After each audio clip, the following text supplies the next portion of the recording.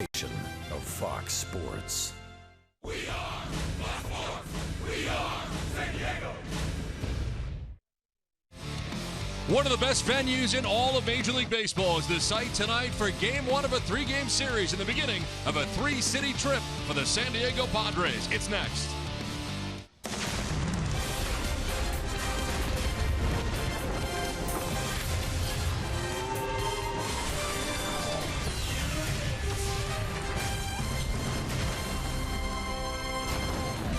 We welcome Park for Game 1 of a 3-game series from San Francisco between the Padres and the Giants. What a weekend it was for the Padres as they were able to win in dramatic fashion and take 2 out of 3 from the Dodgers, twice walking off at Petco Park. The San Francisco Giants, meanwhile, have won 10 of their last 11 games and are red hot as the Padres come into a hornet's nest. And tonight, it'll be Drew Pomeranz, who is 0-2 against the Giants, but has a 1.96 earned run average this season. He'll be matched up against Johnny Cueto, who has 2 complete games against the Padres. So certainly not an easy task. We welcome you inside the broadcast booth, everybody. I'm Don Orsillo along with Mark Grant. Welcome to Padres Baseball. Well, tonight, the Padres have to deal with Johnny Cueto, and tonight, they've got to figure out a way to beat Johnny Cueto. And the one thing I'm looking at is to avoid the strikeout and have better at-bats. Even manager Andy Green has told them they need to adjust and pass it on to the next guy to get on base. San Diego swings at 31% of pitches out of the strike zone. That's the 3rd worst in baseball. When they swing at those pitches, 60% of the time they make contact. That's the 5th lowest. And believe it or not, the Padres are in the hole 63% of the time. That's a major league leader in that category. Something's got to give tonight. They got to distinguish that cut fastball, maybe that breaking ball off the plate early, and let it go to get ahead rather than behind. Even Andy Green said the adjustment tonight has to be made. Well, Padres got to find a way to get to Cueto. Got to find a way to beat the Giants as well. They're red hot, winning 10 of their last 11. We're at AT Park. What do players like or dislike? Julie Alexandria will answer that when we come back.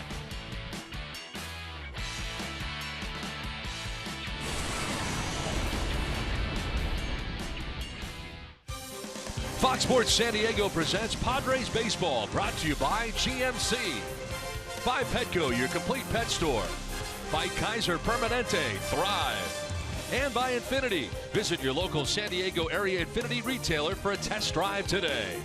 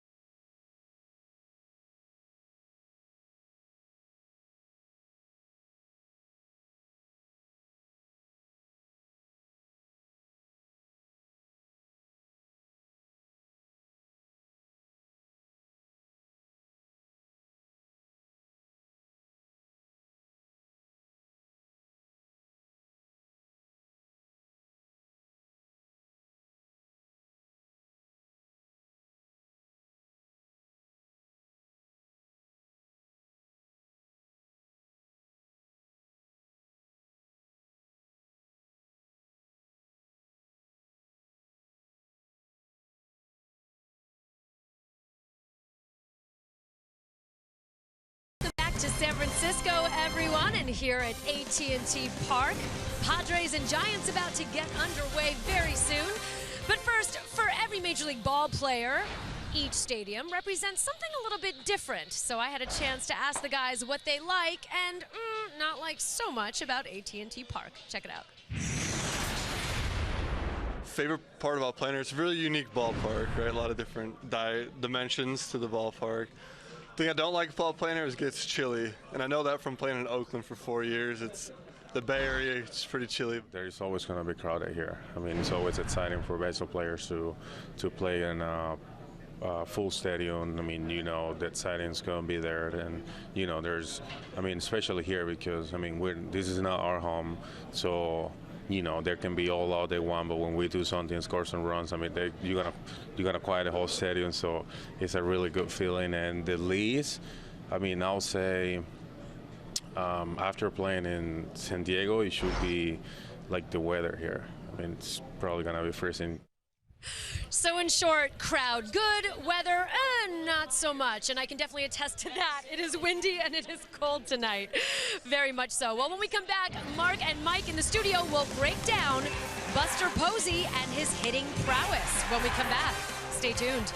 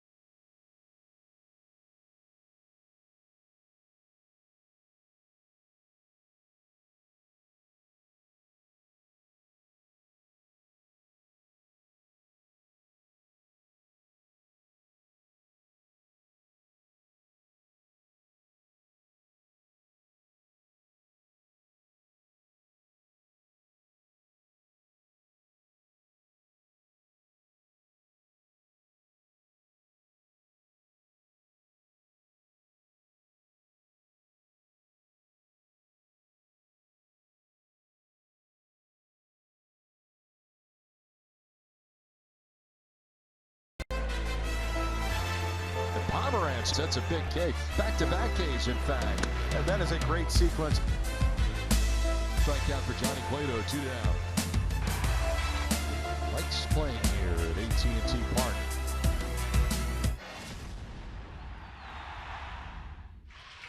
Padres and Giants, and Johnny Cueto ready to take the hill here tonight for San Francisco as he makes his way out, as do the Giants. As they do, let's check out the visiting San Diego Padres starting now. Let's take a look at the weather situation here. Partly cloudy tonight, 57 degrees. That's not unusual for this time of year, or any time of the year here really in San Francisco, as it is on the cold side to begin the game tonight. And of course, Andy Green's team a little bit tired after last night's 17-inning game, and of course the 11-inning game on Saturday night. And the Padres come into this series against the first place San Francisco Giants, and they are 7.5 games back of the Giants, who've now won 10 of their last 11 games. This is one tough road trip once for all, because the Giants this year, their record against these Padres, they go on to Arizona, where that is the house of horrors, playing there for the Padres, trying to win there, and then on to Seattle, where the M's are playing very, very well at the top of the American League West. Here is the Padres starting 9 tonight, brought to you by Toyota. John Jay will lead it off in center field with Melvin Upton Jr. in left. Matt Kemp in right field with Brett Wallace back at third base. He's in the cleanup spot. Will Myers at first base with Derek Norris doing the catching. Alexei Ramirez at shortstop bats seventh with Alexi Amarista at second base. Drew Pomeranz, the pitcher, bats out of the 9 spot.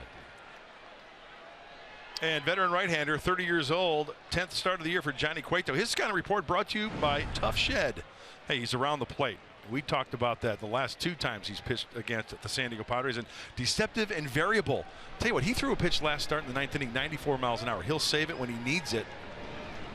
And he's very, very crafty. First pitch of the ball game is a fly ball down the left field line. Pagan over by the stands, leaning in, but won't have the play. Pagan racing over as far as he could go and trying to figure out where that wall was before reaching into the crowd. A foul ball for John Jay, who's down 0-1. Jay, Upton Jr. and Kemp to bat here in the first inning. And a ground ball right side. Tomlinson at second base. Fires in time to get Jay. Well, the Giants defensively tonight from left to right across the outfield. Pagan, Span, Blanco from left to right with Duffy at third base, Crawford at short, Tomlinson at second, Belt at first, and Posey doing the catching for Cueto. Yeah, pretty good defense on that infield. And speaking of the infield, see how they water it down? It's got that glistening look to it. Why is it so wet? Well, it keeps the ball down, no bad hops, and also it maintains that during the course of the game late. Infielders kind of like that. They'll water it down a little bit, and with the weather here in San Francisco, it maintains that moisture for a long time. Always feels on the damp side here. Of course, they're so close here with the ocean right outside the right field fence in McCovey Cove, and it is on the cool side tonight. Breeze blowing out to begin this ball game to right center field, and Melvin Upton Jr. hitting up in the order and batting second for the Padres. Ground ball towards Crawford at shortstop. 2 ground ball outs for the first 2 outs of this game. Let's take a look at the keys to the game, brought to you by your San Diego Honda dealers. Hey, crack the Cueto code. We talked about Cueto pitching against the Padres last 2 times out, complete games, only 1 run, and also emerge from San Francisco fog. Padres in a fog right now against these Giants, winless this year. It's got to stop. Something's got to give tonight. 2 down here in the first inning. It brings up Matt Kemp, who has been struggling lately. 222 average, 10 homers, and 30 runs driven in for the Padres right fielder. Yeah, Cueto has already went with different windups like 3 or 4 times already. He will do that all night. Step back, pause, quick pitch. Ground ball left side, charging is Duffy from third, throws on the run, and in time to get Kemp. 1, 2, 3 go the Padres in the first. Drew Pomeranz to be on the hill when we come back to San Francisco.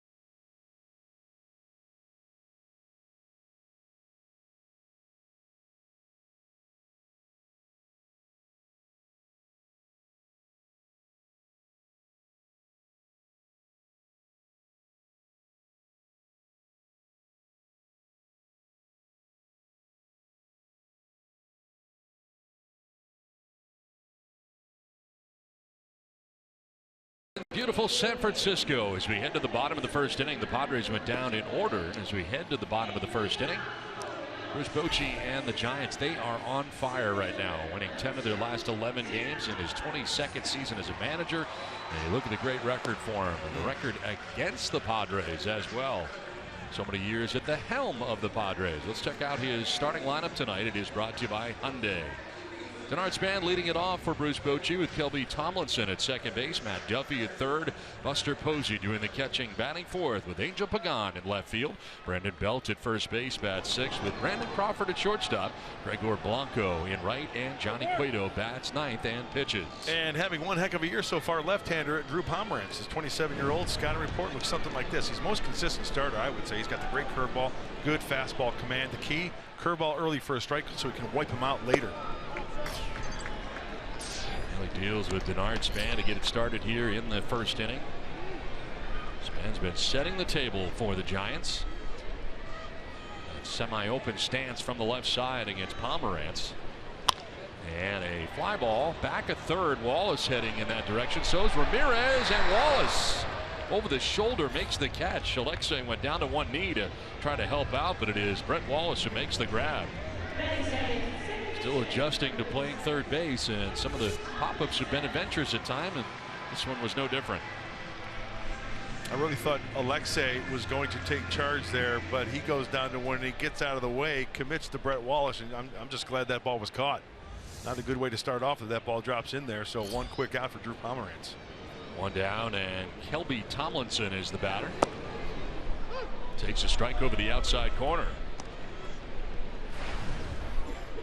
.340 average so far for him, participating in his 25th game of the year.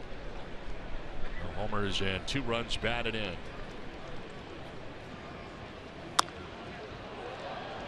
Now for Pomeranz, key of not much run support over the course of the year. Take a look at the umpiring crew tonight. Marty Foster has the plate, Mike Michlinski at first base, crew chief Mike Winters at second, and Mark Wegner is the umpire at third. Pomeranz, that nifty 1.96 ERA. He's a sinking liner that drops in for a base hit and right. And Kelby Tomlinson on with a 1-out single. Let's check out the Padres defensively and behind Pomeranz. The defense is brought to you by your San Diego County Ford dealers. Albert Upton Jr. in left with John Jay in center with Matt Kemp around in right. Third to first, Brett Wallace, Alexei Ramirez, Alexi Amarista at second base, Will Myers at first. And it is Derek Norris doing the catching for Drew Pomeranz. One down here in the last of the first inning with Tomlinson at first and Matt Duffy the batter.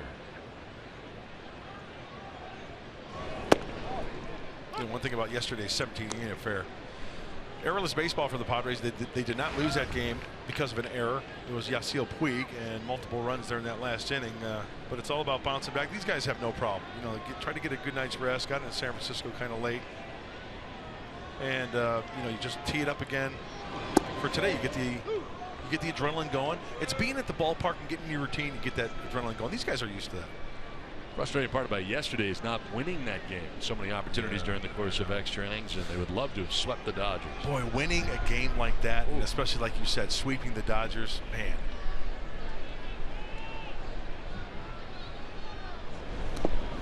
Pitch down in the dirt and blocked that time by Norris. No advance for Tomlinson at first base. Giants batting here in the bottom of the first.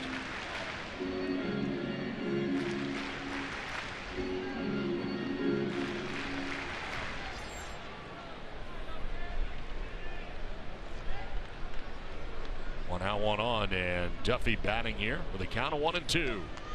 That's with Buster Posey winning on deck here for the Giants.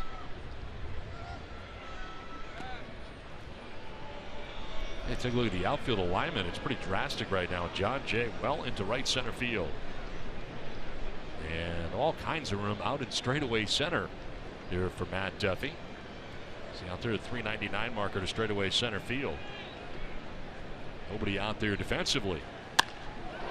Line down the right field line foul. Want to hear some sabermetrics? Sure. I'm not a sabermetric guy, but there are maybe 2 or 3 things that I really like. Yeah. You know what I really like? Highest whiff percentage. That means that when a pitcher throws a pitch and a guy hitter offers at it and they swing and miss, there's a percentage that goes with that. How do you like that? We're going to get to that. That's called a tease. So stay tuned. Because Drew Pomerantz is right up there. Runner goes, and a ground ball right side, the vacated right side into right field. Little hit and run here for the Giants. And they have first and third now. Matt Duffy able to send it through that vacated right side. Tomlinson takes third, and the Giants have runners at the corners with one down. Good hitting, good situational hitting, and getting this pitch as the runner is off, and that was down off the plate and just hitting that vacated area. The left-hander goes, right? As soon as that leg is lifted, he's going no matter what. Flash look, ball's in play, and he easily, even though he stutter steps and stops at second base, Tomlinson easily goes into third base. So first and third, one down, and it brings up Buster Posey. 268, 5 homers, 17 runs batted in for Posey.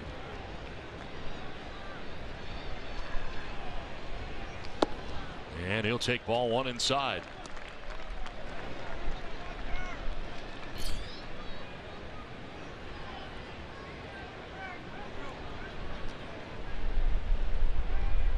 That's 15 contests now for Posey, hitting at just 172. Has been quiet at the plate. And one thing the Padres got going as well is that Posey has grounded into 6 double plays.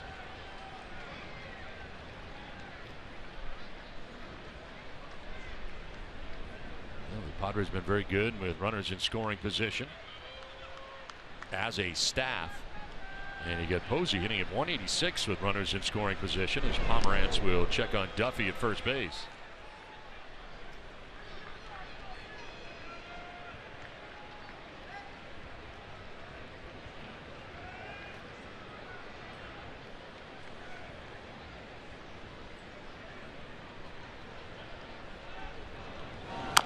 On the ground, foul outside of third. A good sharp breaking ball. If you're going to throw that breaking ball, the left-hander to the right-handed Posey heads up Brett Wallace and Alexei Ramirez at shortstop.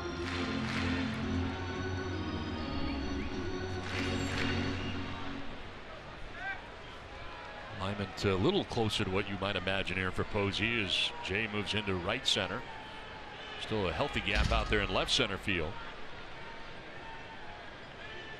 1-2 pitch is fouled off to the right out of play.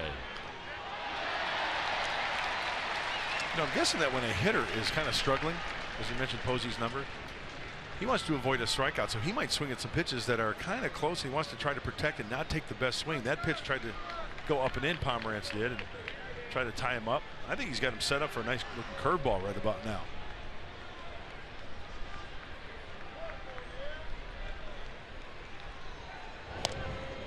Check on Duffy back to the bag at first.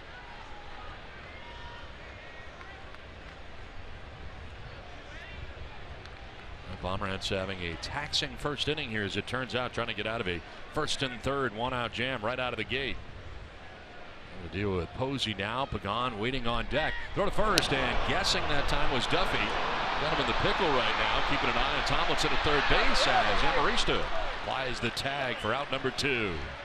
Trying to guess on that left-handed pitcher, and he guessed wrong, and they end up running him down, and unable to advance is Tomlinson at third, so 2 down. And a huge out without throwing a pitch. First move, now the pickle. Now the intent for the runner at first base. Duffy wants to get in that pickle, so maybe Tomlinson can time it, but no.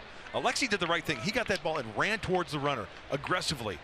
Don't give up that rock again. You want maybe 1 or 2 throws. Watch when Alexi gets the ball. He runs, checks the runner. Now aggressive, he stops, keep going at him. So 2 down, Tomlinson at third base, and Posey with a 1-2, and a grounder foul over by the Giants dugout. Housed on the third base side here at AT&T Park.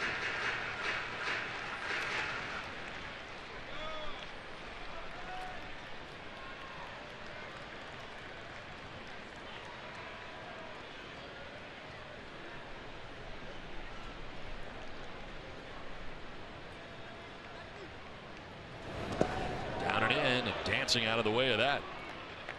How'd that not hit him? Jumped up over it, I think. Skipping a little rope. Some fancy footwork turned in by Buster Posey. And a nice pick there by Norris. That wasn't easy, especially with the runner at third.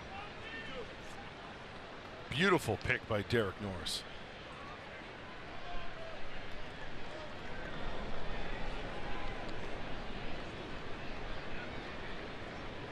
Now the 2-2 pitch from Pomerantz. Swing and a miss, and he strikes out Posey. So pitching his way out of the jam is Pomerantz, done with one from San Francisco without a score.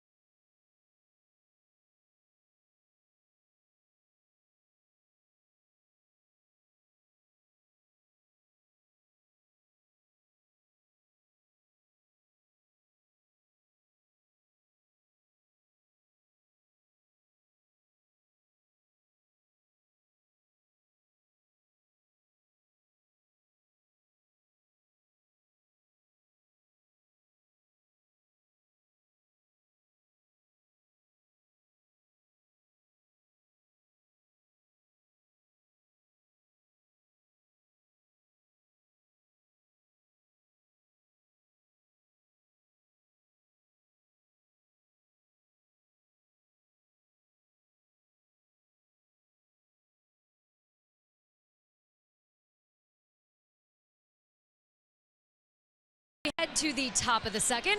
Well, in an effort to reestablish the bullpen after, as Andy Green says, they spent all of their bullets, the Padres have chosen to call up from AAA El Paso Keith Hessler, left-handed reliever, and send back down to AAA El Paso starter Colin Ray. Andy Green says that this is all part of the bigger picture as he wants to give Colin a little bit of rest, knowing that he has a young arm, not wanting to spend him 200 innings or more. Mark Grant, what do you think about this decision? Well, I kind of like it because nowadays, Julia, thank you very much, they want to curb the innings by the young guys. Hey, they've got a lot of money invested in these players these days, right? They want them at their best. They don't want to waste bullets. So I think Colin Ray's going to be back. There's no doubt about that. We'll be back in rotation some way, shape, or form, and who knows when. But the main thing is the well-being and the arm of that particular individual. So Colin Ray, he's going to maybe get some more days off down in the minor leagues. It's not as intense. I mean, every start should be intense for a starter, but it's not like at the big league level. So, hey, he's got to go down there and keep the same attitude, same work routine, and they're just keep an eye on the innings. How hard is that for him, though, from a mental standpoint, to go back to AAA? It's hard. After you get the taste of the big league life, you betcha. You're in the rotation. You're getting the ball every fifth day. Now you got to go back. But that's the mental part of the game, that the ones that really want it and get it, they come back. They will be back. They don't let it affect them. Well, Brett Wallace frozen on that pitch and strikes out. He didn't think it was a strike and takes with him the first K for Johnny Cueto. He's retired the first 4 that he's faced tonight, and a look at what he's been using to get it done the first 2 times against the Padres. Well, back on April 26th, look at the fastball. That cutter's a big pitch, and the changeup as well. Those 2 pitches, the cutter into the lefty, the changeup away from the lefty, and then May 18th he changed up, and that was part of my scouting report. Remember being variable? Yes. Myers are grounded back to Cueto right at the base of the hill. Doesn't panic. Has plenty of time to throw to first base, and Myers retired 2 down here in the second. So just to reiterate, you know, deceptive and variable, and that's exactly what I meant. The 2 separate starts. You look at the percentages, and they were totally skewed differently. We've heard from Andy Green a lot lately about how he would like the at-bats to last longer, for guys to be a little bit more patient, for them to work the count and try to get on base. And you're in a situation here against Cueto, and I know he had said at the end of the series against the Giants, he's had enough of kind of tipping your cap to all these great pitchers, but at the same time, with Cueto, he's around the strike zone so much that if you don't swing early, you're going to be down 0-2, it seems, pretty quickly. And recognizing certain pitches, and this is where it's a fine line. It's a very fine line. And it takes a keen eye to recognize, like if you recognize breaking ball, like a cutter or a slider, and it's in that certain area, and this is something I could never do, obviously, but to take it to where it's going to be a ball 1.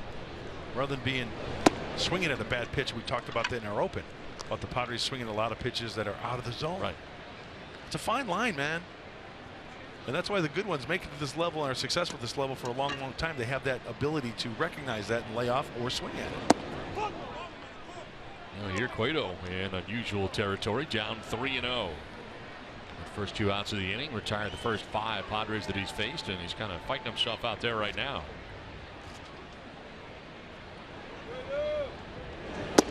There's a strike, 3-1.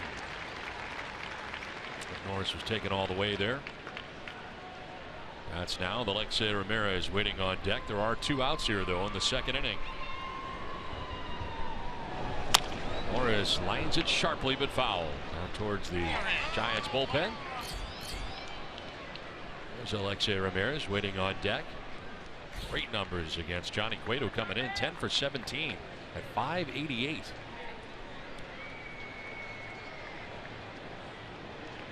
The few Padres who has had any kind of success against Cueto.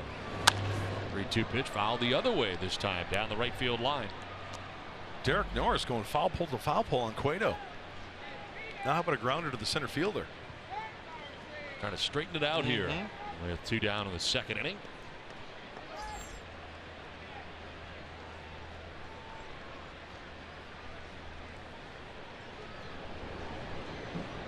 Change up maybe. Lines this foul again, sharply out ahead. That wasn't a change up, it was up, but he was just quick to it, a little bit too quick, sending it foul. See if Derek stays back nicely on this changeup. He does. He stays back on it very nicely, but just catches it a little bit too far out in front. Second year in a Padres uniform for Norris, and it sounded like a broken back grounder up the middle. Ranging is Crawford. His throw is just in time.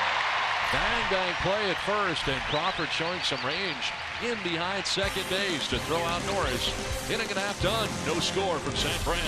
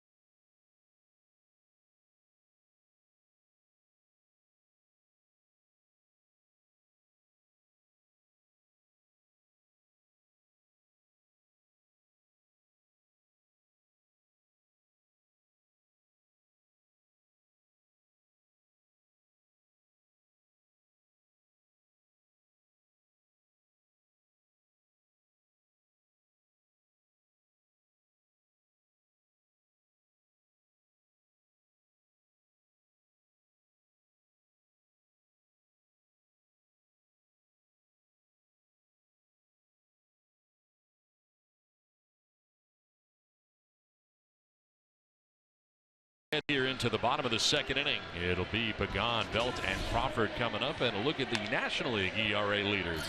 Hey, no surprises with Arrieta, Kershaw, Syndergaard, Madison, Bumgarner. And I'll be quite honest with you, it's a pleasant surprise to see Drew Pomeranz there at 196 NLERA leaders. And the reason why I say that is because with Colorado and with Oakland, he was basically a starter, except for 2015, his best ERA year.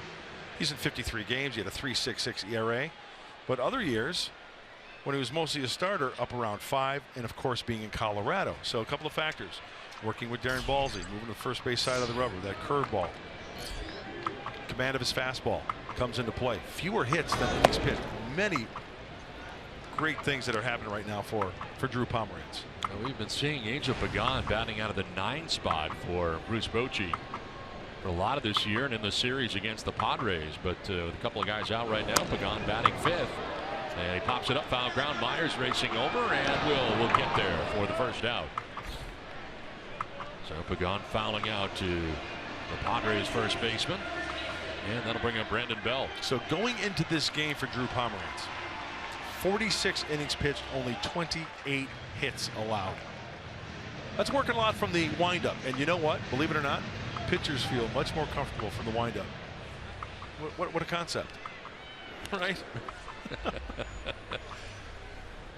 Well, into the shift go the Padres on the right side as Brett Wallace moving from third base to the right side. You got Lexi Amarista short right field. And right into that shift perfectly with Wallace firing to first base. So that worked out great. Defensive alignment perfect there, and it's 5-3 on the putout. 2 down. He's been even more impressive in the month of May for Pomeranz, and where he ranks in the month of May. Well, usually April showers bring May flowers, but you know there were no showers for Drew Pomeranz because it's pretty much sunny all the time. Because of those numbers, then reaching into the month of May, there you go. 4th, 1st. Talked about it earlier. The WHIP below 1. That's walks, hits, and innings pitched. Runners combined fewer than 1. 2 down here in the second inning, and Brandon Crawford the batter. What makes him so tough? The location of the fastball. Not afraid to bury it inside. Mixes it up very nicely, but I think the curveball for strikes and the confidence of him throwing that for a strike early in the count is very, very key. You know, Mark Sweeney talks about it quite a bit, where a pitcher will have a secondary pitch that hitters can just spit on it, just eliminate it because they can't throw it. They see the spin, they recognize it, take, ball. Now with this kid, he throws it early enough for a strike to where they keep it in the back of their mind. He can locate it later for the wipeout pitch, like that pitch there. To shortstop and Ramirez, who slings it low but dug out by Myers on the backhand. Giants are gone in order. We head to the 3rd without a score.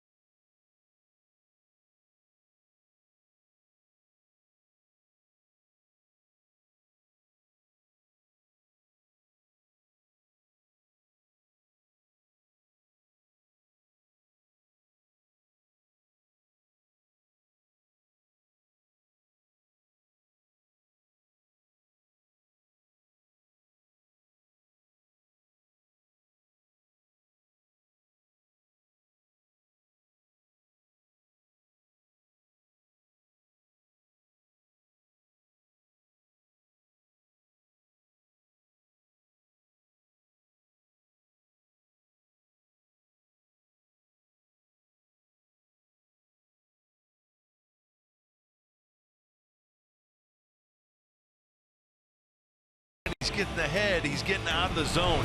Early with strikes. Balls late to put him away. The changeup out of the zone.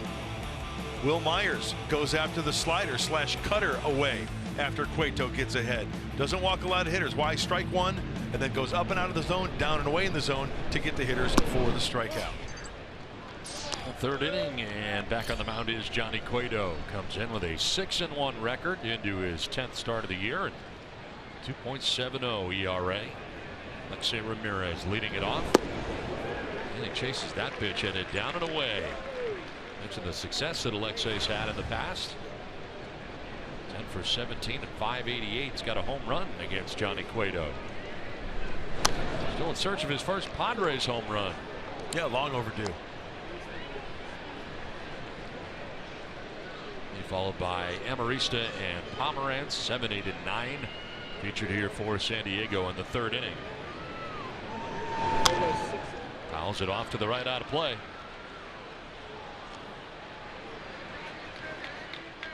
There is Amarista. Another start at second base for San Diego.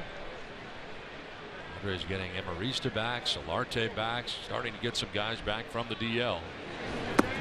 As Ramirez goes chasing in a pitch down and away, it strikes out. That's strikeout number 2 of the night for Johnny Cueto. That's exactly what we were just talking about, our tools of the trade. Getting ahead, Ramirez trying to fight and battle with foul balls to get a good pitch, and then he pulls the string on the changeup for another strikeout. So one down here in the third inning brings up Alexi Amarista. 281 in his 14th game of the year.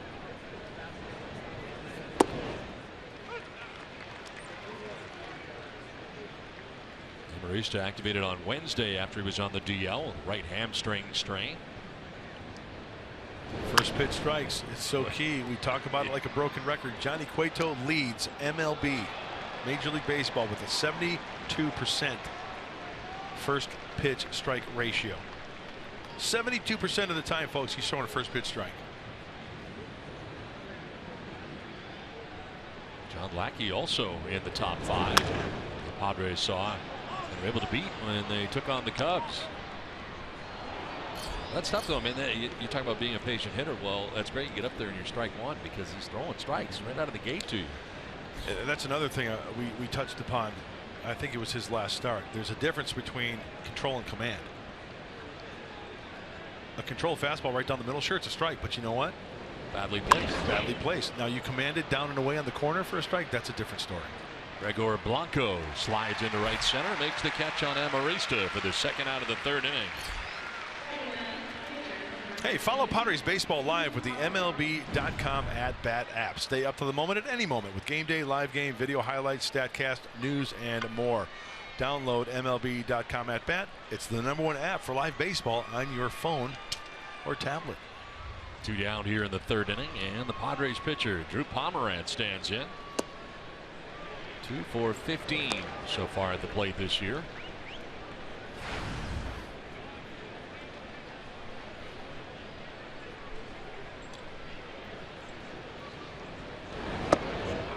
Thought about it, but was able to hold up on a pitch up and in.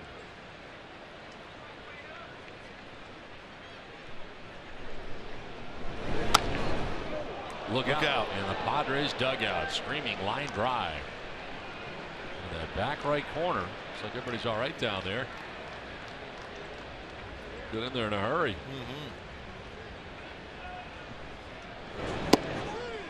In there for strike 3, third K for Cueto. He's retired the first 9 Padres he's faced in the game without a score from San Fran.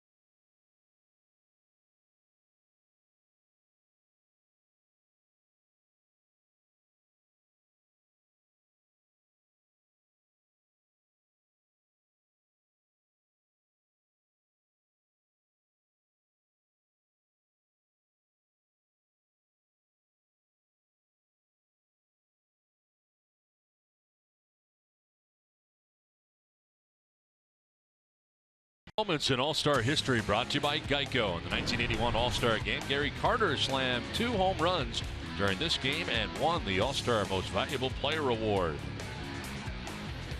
Pretty special to hit 2 home runs in an All-Star game. In fact, there's only been 5 guys who've been able to do it.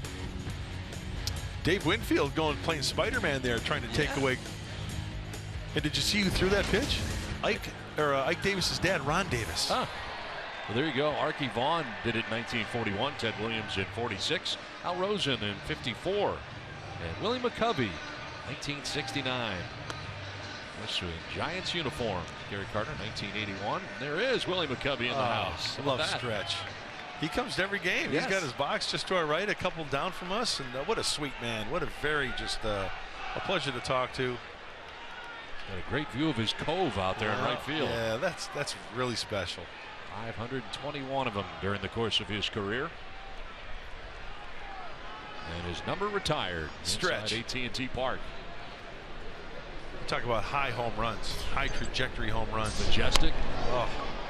There's a bunt bid by Gregor Blanco, foul down the third baseline.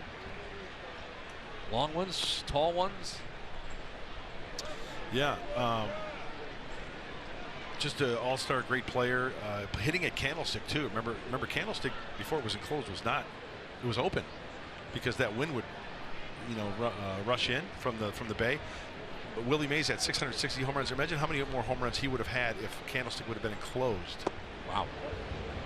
I remember seeing a picture of Willie Mays. He threw his glove up against the fence, chain link fence at Candlestick, like stuck up there because of the wind. Pinned against the fence. It can get cool here too.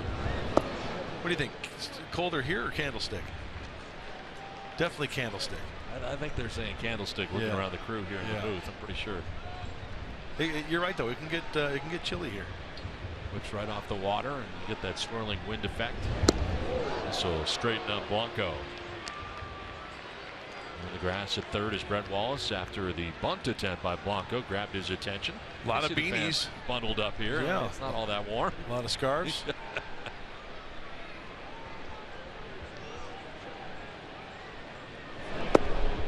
That is ball 4 and a leadoff walk for Gregor Blanco. So the first walk given up by Drew Pomeranz of the night. Lead runner on now for the first time tonight for the San Francisco Giants. And it brings up Johnny Cueto. At the plate, he is 2 for 22 on the season. 106 average overall in his 9-year career. 12 RBIs, and 2 of them coming this season. And he is already squaring with Wallace in a few strides in on the grass at third base. That's going to check on Blanco at first base.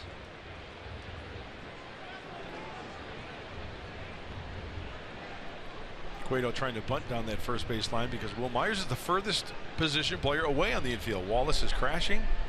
You want to bunt it down that first base line.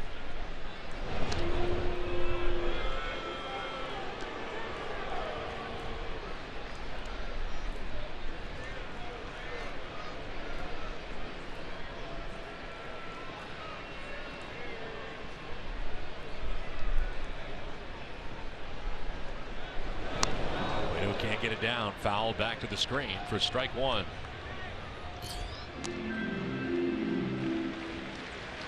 The Padres coming in at 19 and 26.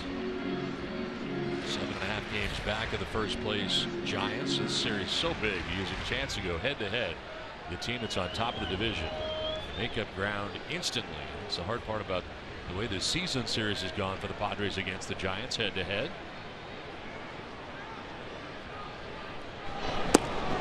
Lays off and takes ball 1, but certainly a very good series against the Dodgers. Boy, that was fun.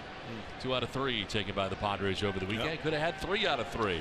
I know, but 2 out of 3 is pretty good. It is. You got to win series. That's the key. Hey, meatloaf, right? Going straight meatloaf. 2 out of 3 ain't bad. Right. And the NL West, there it is. There it is. Got to keep it around 5-4. 7.5. You start getting up to 8 and 9. Yes, he did. Cueto went after it, kind of punched at it.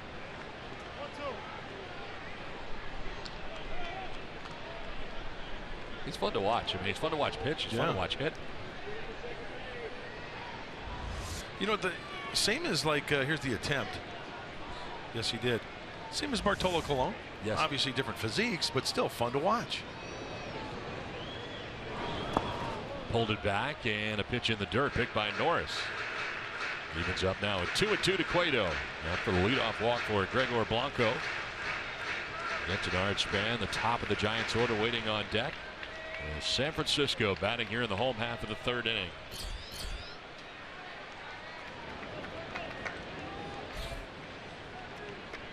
And a huge crowd settling in as always here at AT&T Park.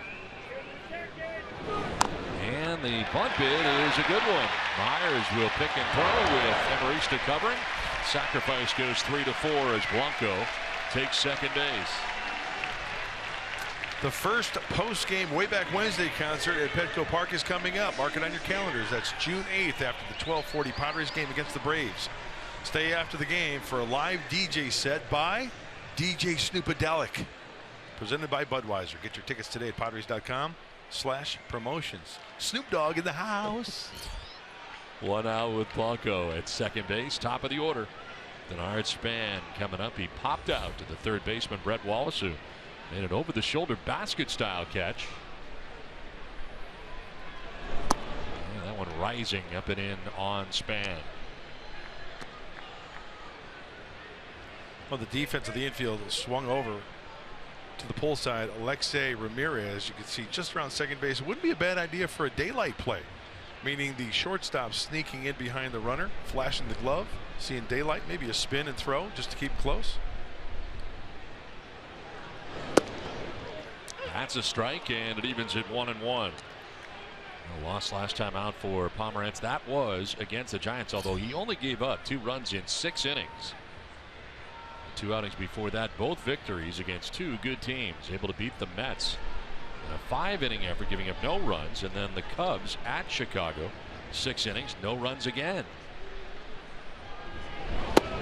So you look at what he's been able to accomplish in the month of May, and he's doing it against very good offensive lineups. Just needs a little bit more support. 36 total pitches, 23 for strikes tonight so far for Pomerantz, who has jumped ahead of Denard Span 1-2 with Blanco at second base.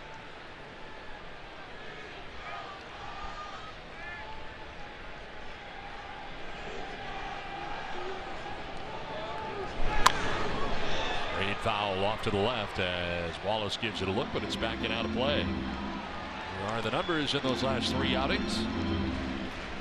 Yeah, the 6 innings is nice. You know, Drew was even quoted himself saying, you know what, I need to go deeper in the game. I want to go into the 7th, possibly the 8th. But when you look at that, fewer hits than innings pitched. The strikeouts are up there. Hey, the walks sometimes, okay. Going into this game, 21 walks, now 22. But still, the walks have not hurt him. His longest outing of the year is 7 innings, and that was at Los Angeles against the Dodgers. Runner takes off for third, and a foul line drive down the left field line out of play. That's on Blanco trying to take third base, but Span fouled it off.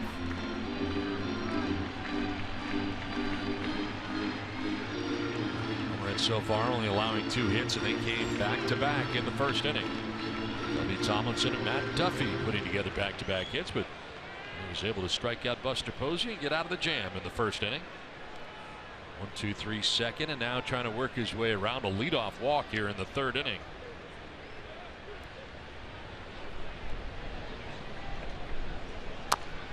Span fouls it off, and it hangs at 1-2. 7th career start tonight for Pomerantz. Overall, his 9th appearance against the Giants. This season made 2 relief appearances against San Francisco. That was for the Oakland A's. 2 innings scoreless for him. Overall 1-4 with a 5.40 ERA.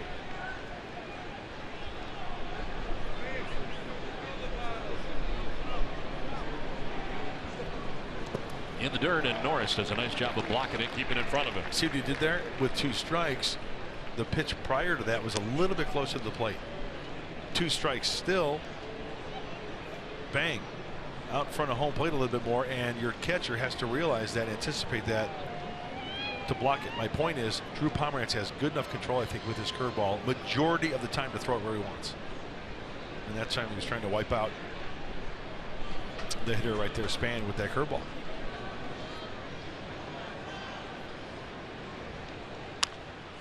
Fouled it off, and a pretty good at-bat turned in here by Span. He's been battling, and pitch count rising for Pomeranz up to 41 now. If you were a player with all this sabermetric stuff going on, would you want less or more information? Yes. I would want less. I think I would too. I don't want to get overwhelmed with information. Numbers wise, I want to keep it simple. I think I'd be a video guy, though. I think I'd be watching a lot of video. I'd watch video, sure. Yep. Because I think you can have too much information. I really believe that. Absolutely. In the dirt again. Norris ready for it again. Full count now. Especially younger players who don't always know what to do with that information. You can overwhelm a guy. He gets there and all of a sudden you're telling him all these things and tendencies that guys do and numbers. I think it's too much. I think you just feed too much into the mind of a player and they don't let their natural ability take over because they're thinking too much.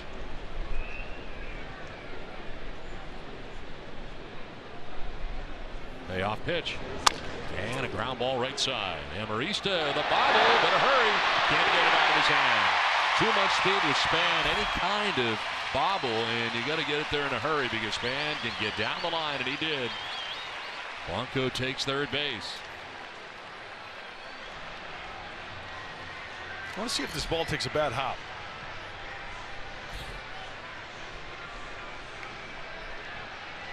Charged with an error at second base.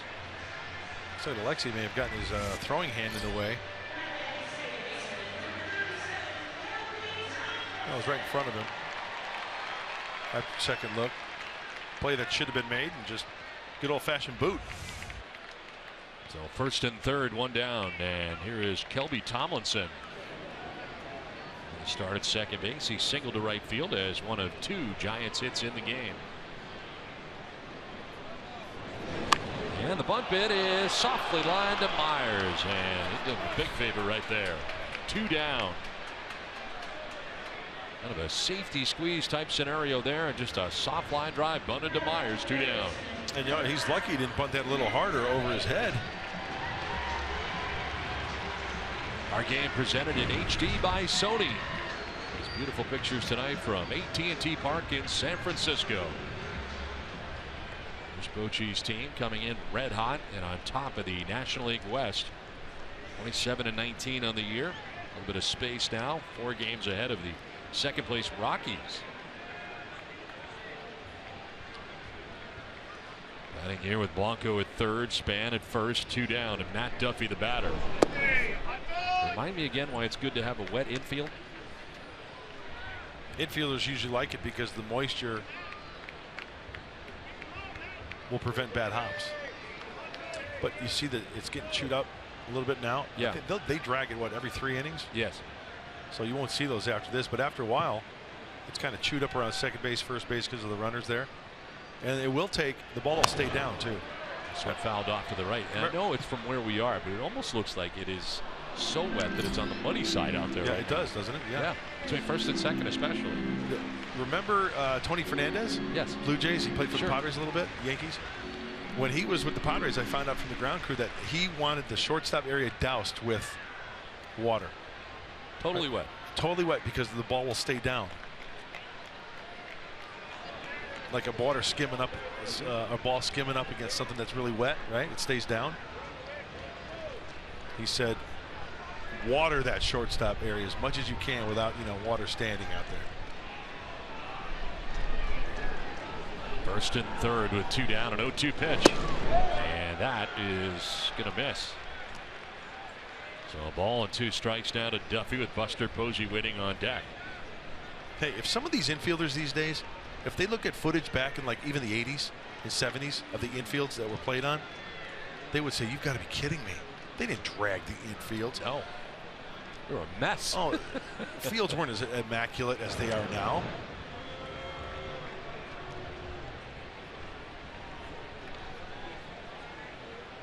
I can pull up footage from old days like at Wrigley Field, the guy sliding into third base in just a puff of smoke coming up because of the dirt. You know what I'm saying? You don't see that. You don't see that anymore. Nothing's flying anymore. No. 1-2 pitch is high, and it is now 2-2. 48 total pitches now for Pomeranz. This has been a lengthy inning. 25 pitch inning so far for Drew Pomeranz. He's not out of it yet. And Norris has got to anticipate that breaking ball in the dirt, especially with that run around third base. Fouled off to the right. We'll do it again, 2-2. That exaggerated outfield alignment right now for the Padres, with John Jay well over into right center field. We've seen it a few times and we've seen it work. Absolutely. Remember last time we were up here? Exactly. Ball was in, and John Jay didn't even have to move. Right at John Jay where he is right now. He's basically in right field. There he is. And well off the line and left is Melvin Upton Jr. He pulls one down the line. He's going to run a really long time.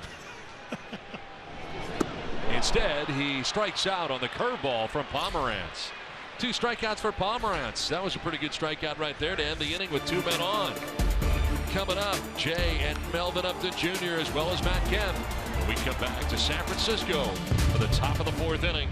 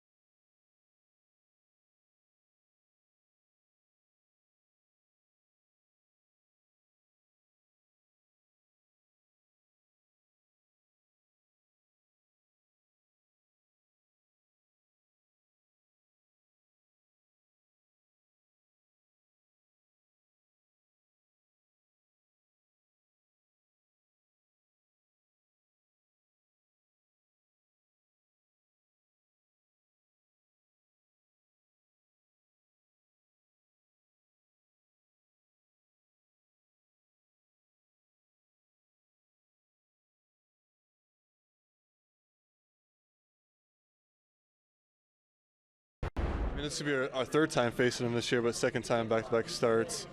Yeah, he's really unique how he pitches. You know, really little unorthodox, like his wind-up delivery. So I think getting used to that timing and kind of knowing his pitches, kind of what to expect. Yeah, facing him in such a short amount of time is going to benefit us for sure. Adam Rosales on the challenges of facing Johnny Cueto and his mercurial nature, showing different attacks each time. But of course, since the guys have seen him recently, very, very helpful. And he may have some extra fuel, as Bruce Bochy tells me, that it's become sort of an internal competition amongst his starters to see who can go deepest into games. Now that is a good thing to have, a competition about going deep into games, no doubt about that. Yeah, and lived it, have done it, and it's fun when it starts to come to fruition, no doubt about it. And on the flip side, from a pitcher standpoint, remember Cueto knows the weaknesses that these Padre hitters possess, and he will continue to go after until they can make an adjustment, right? Did you feel a disadvantage having faced a team so closely together, like back-to-back? Depends on how well they did or how poorly I did. Yeah. And I'm serious when I say that, because if I did poorly, which was majority of the time, I'd have to make an adjustment. The next time I faced them, I would really have to bear down and change my game plan. On the ground to first base, and Brandon Belt will take it to the bag himself and retire John Jay for the first out here of the 4th inning. Hey, if I'm facing the Pittsburgh Pirates and I go 2 1/3 and give up 8 earnings, and I'm in the shower in the 4th inning, and then I face them my next start, guess what? I've got some work to do. My thinking was, though, that as a hitter, anytime you see a guy more, I would think would be helpful. Yes, I agree with that. And so far tonight, Padres haven't been able to do anything against Cueto, as the first 10 in a row have been retired by Johnny Cueto. And it brings up Melvin Upton Jr. Grounded out to the shortstop Brandon Crawford in the 1st inning.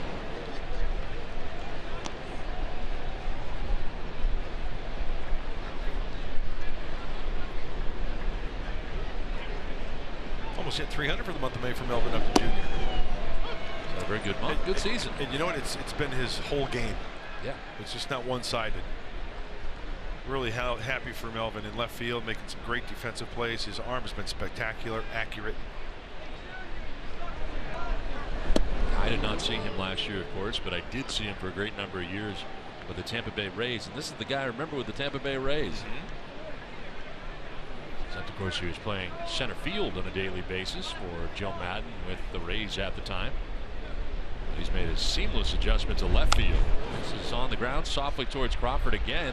Second time he's gone that way, and second time that Crawford has been up to the task. 2 down in the inning. We talked about the last couple starts against the Padres. Let's stretch it out a little bit more for Cueto. Let's make it his last 5 starts against San Diego. His earned run average under 1 at 0.88, the 4-1 record, and some pretty staggering numbers. There's always that one team, it seems like, where a pitcher just owns the opposition. Hey, and then you can break it down to pitchers versus hitters and vice versa. No matter how good or how poorly a team is doing, or a player. Think he's around the strike zone? You think? Just looking at his breakdown during the course, he's thrown a total of 9 balls in this game so far. Of the 42 pitches he has thrown.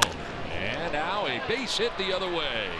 Matt Kemp, little inside-out swing right there, and Kemp able to send it into right field for a 2-out single.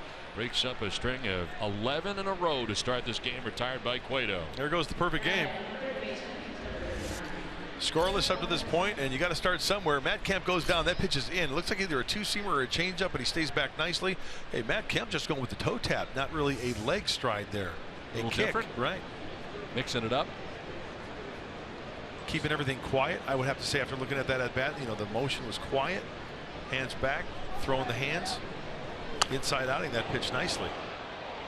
And Wallace fouling it back to the left out of play. Strikeout victim in the second inning, went looking.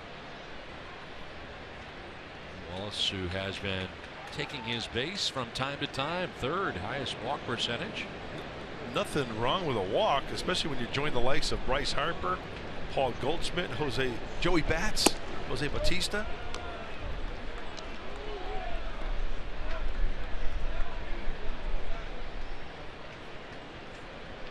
Wallace, a strikeout victim in the first. Total of 3 strikeouts for Cueto. 2 called third strikes, 1 a swinging strikeout. Hey, maybe getting him into the stretch will be a difference for San Diego. Changing it up, yeah. He can do a lot less to you from the stretch as far as all the things he does. Quick pitching, and he can vary his leg, right? His leg kick. That he can do, like a lot of pitchers do. But you're right. You make a good point.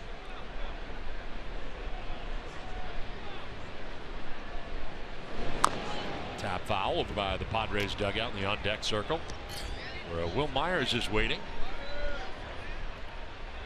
I want to see a hesitation pitch from somebody, where you stride and don't throw, and then ephus.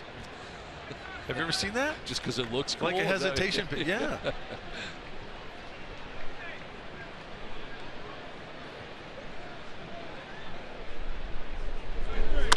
On the ground, back to Cueto. Knocked it down, almost knocked him down.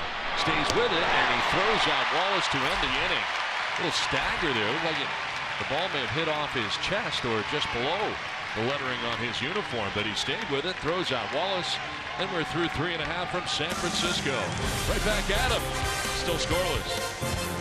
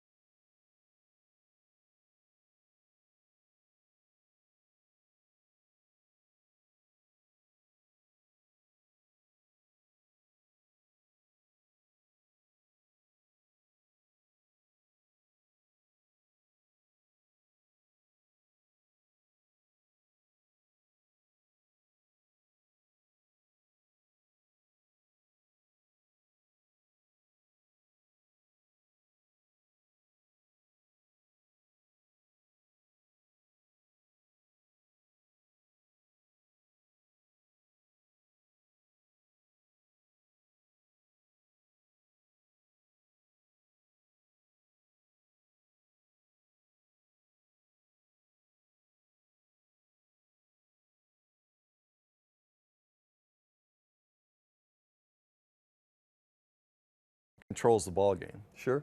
Game doesn't go anywhere or start until the pitcher throws. I always enjoyed that. And, you know, the one thing about pitching is you can always go work on things yourself. So I remember as a kid going down to the junior high school, the high school, and I'd throw against the handball court. That's all I wanted to do. And as I did that, I always worked on fielding. Well, that was an early look at tomorrow's special edition of SD Live featuring Mark McGwire tomorrow after Padres Live on Fox Sports San Diego. It has been a great deal of fun to be around Mark McGwire so far this year. And it's a grounder right back to the mound. Under the glove of Pomeranz. Ramirez barehanded, and it'll be in time. Nice play. Alexei Ramirez racing in after Pomeranz couldn't get it, and gets it to first. Nice pick on the other side, too, by Will Myers just in time to get Buster Posey for the first out here of the 4th inning. Good play all the way around. And the one thing that really helps out the Padres is that Buster Posey does not have good speed down the first base line. There's the pick by Will Myers. Will Myers has made a few good picks recently. Last homestand, and right there to pick up Alexei Ramirez and Drew Pomeranz. Nicely done. How about that double play with the bases loaded yesterday? That was unbelievable. And how about the 5 innings turned in by Perdomo yesterday? Incredible. Kind of lost in all that, all these 17 innings. He battled, man. Yes, he did. Angel Pagan showed bunt, pulled the back, almost couldn't get it out of the way. What time did your head hit the pillow last night? 1:15, I think, by the time we got back and unpacked and everything else here to San Francisco. Hey, long day, man. But you know what? This is what we signed up for. Gotta love it, right? Free baseball, bonus baseball. Back-to-back nights. Love it.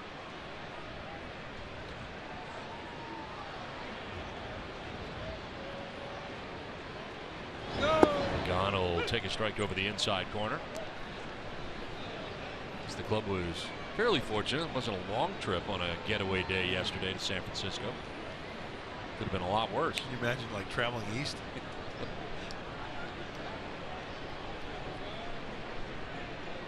Three-city tour beginning here in San Francisco. Then we go to Arizona. And, of course, Seattle before the end of it. Interleague play by the end of it in the home-and-home series coming up against the Seattle Mariners. And they are playing some very good baseball atop the American League West right now.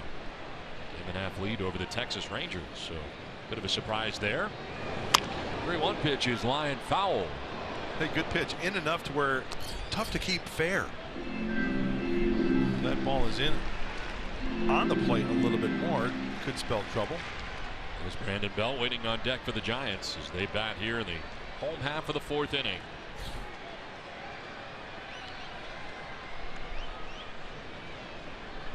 He's right now blowing from right to left across the outfield, coming off the water.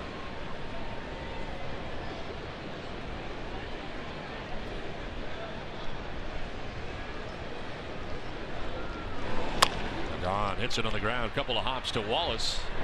Throw is good, and in plenty of time to get Pagan. 2 down in the inning, and now 4 in a row retired by Drew Pomeranz. See now the infield? It's nice and smooth because they dragged the infield. There's no cleat marks hardly. I tell you, these infield. Look at that. That's tremendous. They're spoiled. It's like a pool table. It's unbelievable. So 2 down here in the 4th inning brings up Brandon Belt. I don't know how you even played in the big leagues. Unbelievable the conditions you had to go through. On the ground, foul outside of first. I mean, it's incredible.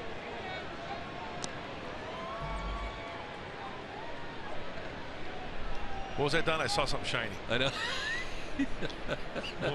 What was that? I'm sorry. No, I was just saying it's amazing how you played the big leagues under those conditions. I mean, terrible mounds, terrible conditions. Hey, in the minor league, even the minor leagues these days. Think about the minor leagues today. They've got great fields. Yes. They all had to come up to code and speed and everything else. Try pitching in Burlington, Iowa in the early 80s. Beloit, Wisconsin. Wisconsin Rapids. You were there? Gopher mounds and all that stuff on the field. Really? Yeah, the train tracks running through the outfield. You got to pause when the train comes through. I forgot. You know, there was a field that had that actually. By the way, I didn't play in that league, but I remember hearing about that.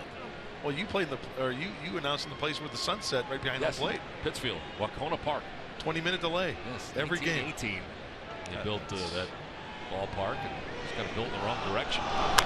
This one is fouled off to the left out of play. And at one point, the Mets had their big three coming through. And Bill Pulsipher, dating back to those days. Jason Isringhausen, a pretty good major league career.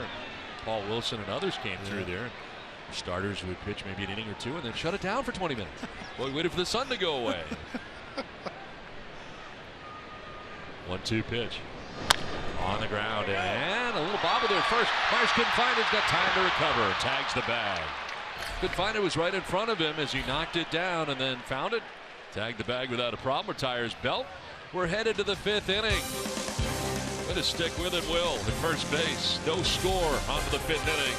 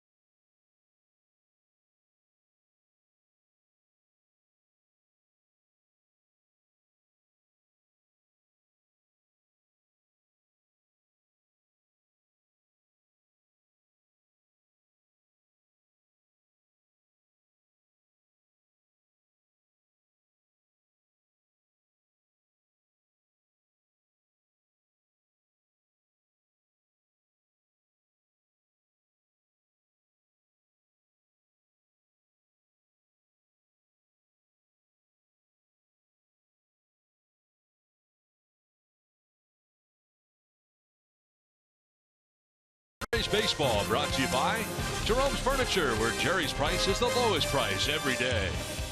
By Mercury Insurance, we're on a mission to save you money. Log on to mercuryinsurance.com today.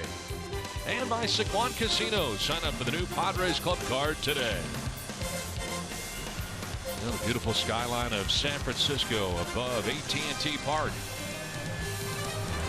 The sun has set here in San Francisco and in the west as we play along to inning number 5.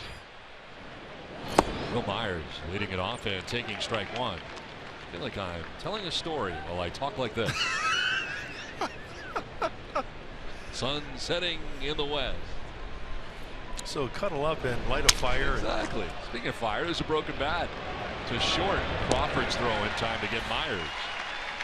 So 1 away, and so far, go ahead. You are essentially telling a story each and every night. We're talking about big league baseball. Telling the story of Padres baseball. And right now we've got ourselves a pitcher's duel. We do indeed. How are they going to figure out Johnny Cueto? And how are the Giants going to figure out Drew Pomeranz? Pomeranz has had to work his way through some tough situations so far in this game. Curveball. Change up. So you're going to get it done. Keep him off balance. I keep you off balance, don't I? You sure do. I never know what's going to happen next. And sometimes when I'm talking to you, you're not listening. I'll admit to that. I will admit to that. And here we go. Johnny Cueto, we know his story against the Padres the last 2 times out. And Drew Pomeranz having one heck of a year for the left-hander. And that equates into a pitcher's duel. And Derek Norris chasing that pitch. Finds himself down 0-2. Norris grounded out to the shortstop. Brandon Crawford in the 2nd inning. Pomeranz had 62 pitches through the first 4 innings. He's retired the last 5 Giants that he's faced in a row.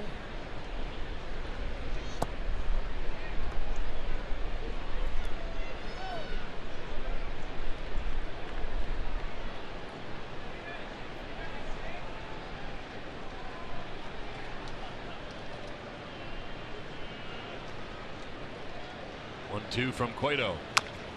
Grounded foul. I'm looking forward to tomorrow night. Andrew Kashner returning for the Padres. Great to have them back active again. coming off the DL to make the start in Game 2 of the series. Yeah, and luckily it wasn't an arm injury. Right? No, it was from running the bases and the hamstring, really, strain. Correct. Yeah. So you want to make sure you get that taken care of, but not an arm injury. So yeah, I'm anxious to see Andrew out there as well. Match up against Jeff Samardzija here tomorrow night. He's been good too, 6-2 with a 2.86 earned run average. Middle of the game of the 3-game series here from San Francisco. Norris on the ground, deep short. Crawford's got it. Plants, long throw, not a problem. Got it there in time to get Derek Norris for the second out of the 5th inning.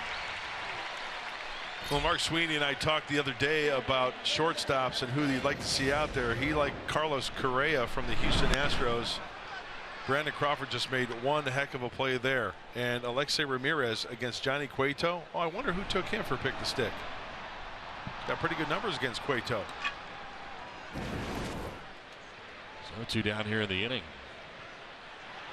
And a ground ball left side. Not this time. Duffy is there and throws to first in time. A 1-2-3 inning.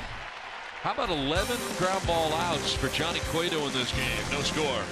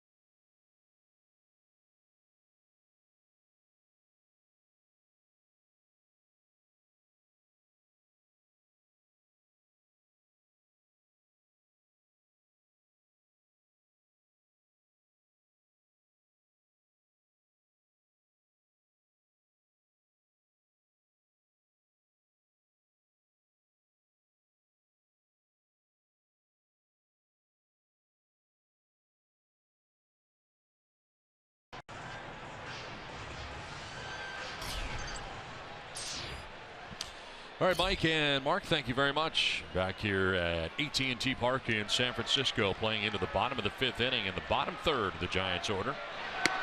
Brandon Crawford leading it off and taking strike 1. Against the Padres, the shortstop for the Giants, 6 games, 10 hits, 476 batting average during that time. Couple of home runs. And turning on the ball too.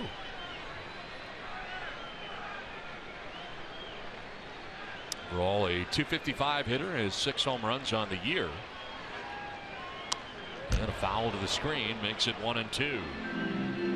Everything's up this at bat so far to Brandon Crawford. You got to be careful, even though the count is 1-2. We've seen Brandon Crawford get on top of pitches that have been up and pull the ball with some serious power.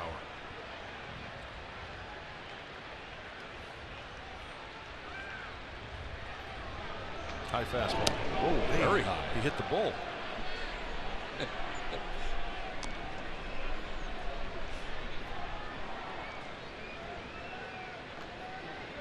I was actually going to give you a Bull Durham reference earlier, but I refrained. I was going to say when we're talking about thinking too much. Don't think, just throw. Don't think, meat, just throw. Yeah. Why is he always only hurt the ball meat? club if you think. That's right. 2-2 pitches outside, but I think if I start throwing out movie references, we're in trouble, because then this whole broadcast goes out the window. We got enough from one guy without two guys doing movie references, you know. This one fouled back below us. I've seen Brandon Crawford do damage with that pitch there, up and away with the fastball. Yep.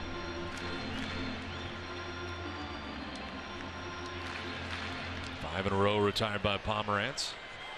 1, 2, 3, 4th inning, all ground ball outs. We said it as we were headed to break. 11 ground ball outs on the other side for Cueto. Well, popped up foul. Norris coming back, will not have a play. Ends up 4 or 5 rows deep. Not a huge amount of foul ground in behind home plate here in San Francisco. Yeah, very tight back there. Yep. Unlike Candlestick. Candlestick, my goodness, it was a cab ride back to that screen.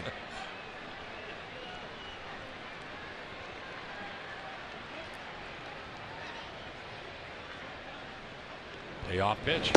And a swing and a miss as Crawford strikes out. That's 3 Ks for Pomerantz.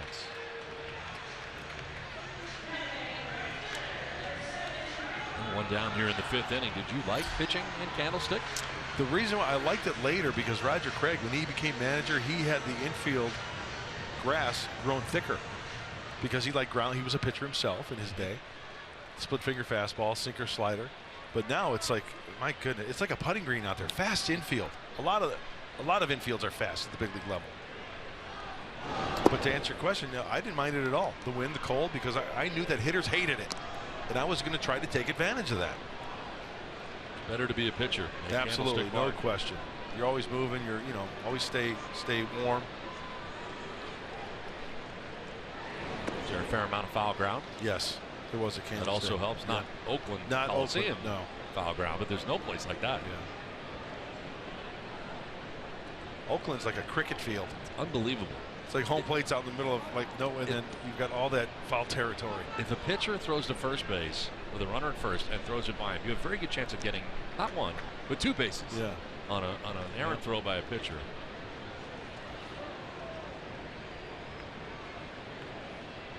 And 6 in a row retired by Pomerantz. 1 out here in the 5th.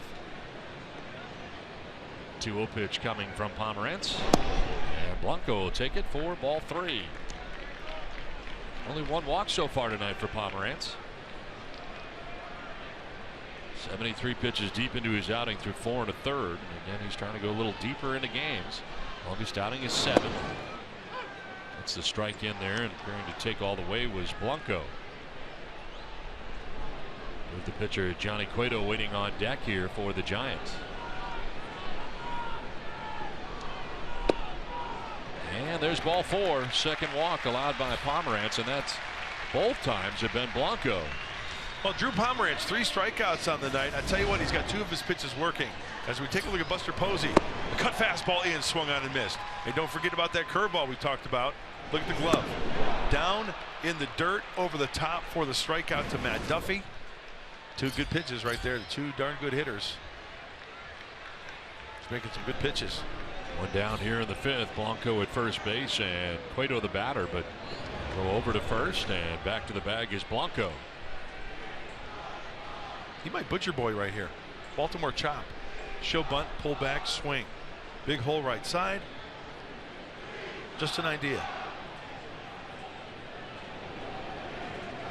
Just got to be aware of that if you're charging from third base and you're Brett Wallace.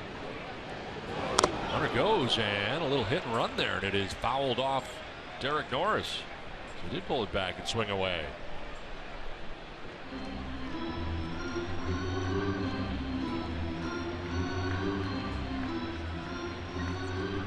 Home plate umpire Marty Foster giving Derek Norris a little professional courtesy, a little more time. There you have it, right off the face mask. Oh, Derek Norris is getting beat up there behind home plate. We saw it a lot last year. Throw over to first. Good size lead over there for Blanco. And he's back to the bag.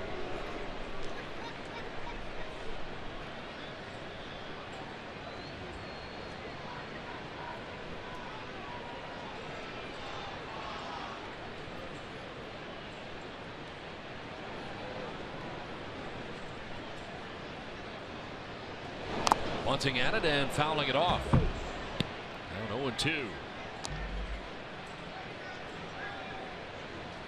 With a sacrifice bunt in the third inning in his first plate appearance. Blanco to second base. Blanco would end up being left at third in the third inning. The second time in this game the Giants have left a base runner at third. They've left a total of 3 men on through the first 4 innings. The runner at first, 1 out here in the bottom of the 5th. And a low throw over. Myers able to knock it down. Didn't get by him, but almost got away.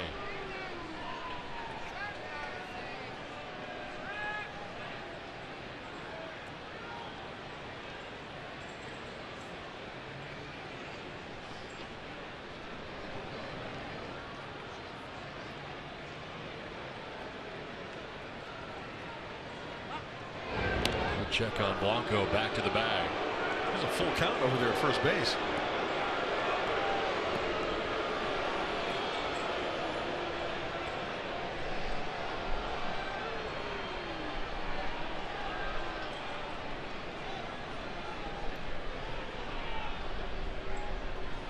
Widow square, and he gets it down again.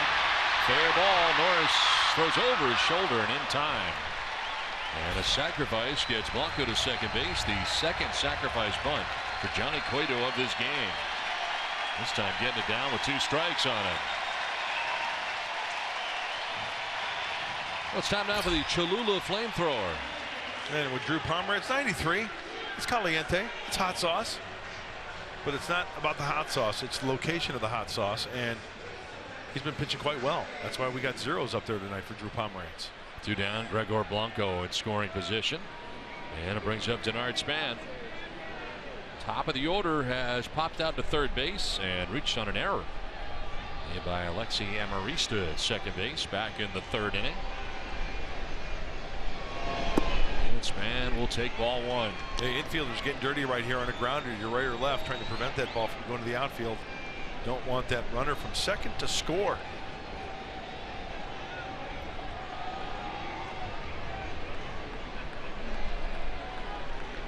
A little bit on the shallow side as well. On the ground right side, Amarista slides to his right, nicely plants and throws to first in time. Nice play to get Denard Span and to end the 5th inning. No score as we head to the 6th.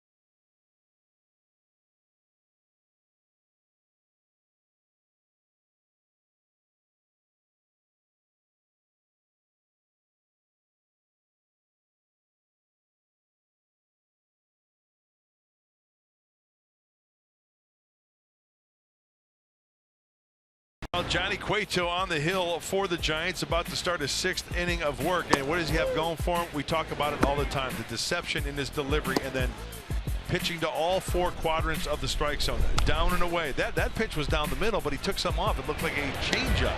So he's flipping it up there. Everything has a wrinkle, it seems like, but he's staying out of the heart of the plate. And Don, when it's down the heart of the plate, he's taking something off of it. And like that last one we saw, cued off the end of the bat. Strikeouts 3. Boy, the infielders are getting their work with 11 groundouts and only 1 ball hit in the air. Unbelievable as we head here into the 6th inning, 8-9-1 for San Diego. And Marista, Pomerantz, and Jay scheduled to bat in the inning. Marista flied out to the right fielder Gregor Blanco in the 3rd inning. 0 for 1 so far. I'd like to see Alexi maybe get a big old fat pitch here and pull one, get up into that Pineapple Express that's out to right center field here where those flags are blowing. And they have picked up pretty dramatically out there, blowing pretty hard. There you go. Look at California Republic, Old Glory. I would say medium starch right about now. Lined and caught. First base below the cap high by Brandon Bell. Hey, this summer, some of the biggest names in soccer coverage on the United States for the 100th anniversary of one of the world's biggest tournaments. Coverage of the Copa America Centenario begins June 3rd across the networks of Fox Sports. One out here in the 6th inning, and here is Drew Pomerantz. Swings at the first pitch and fouls it back. He struck out looking in the 3rd inning. Trying to see if he broke the end of that bat. The hollowed out area there at the end of the bat.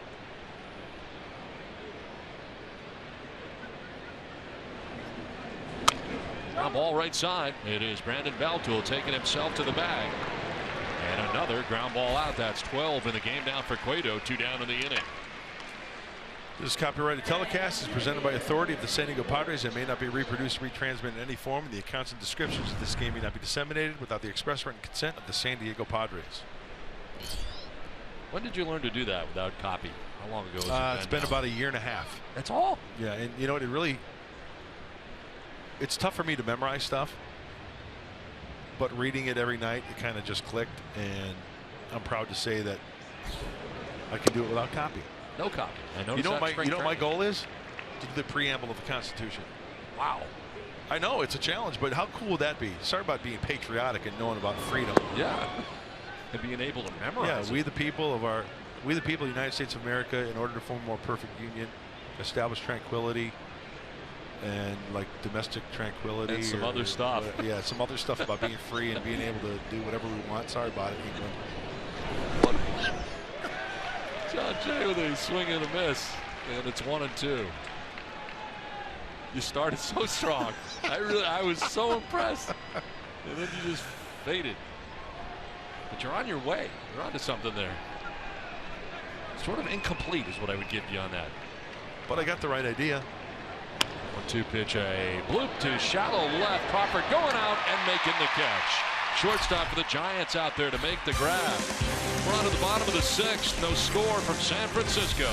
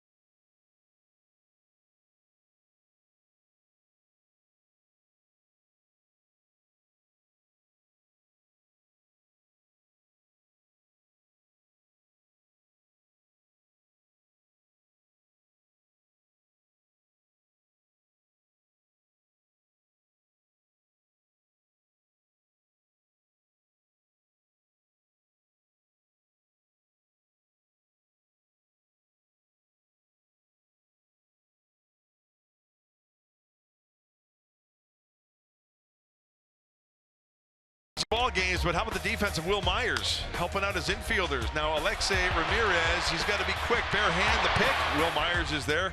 And then after that play, you know, not only is the ball going to be thrown at you, but hit at you. Hey, bounces out of the glove, but luckily for Will Myers, it's going towards the bag.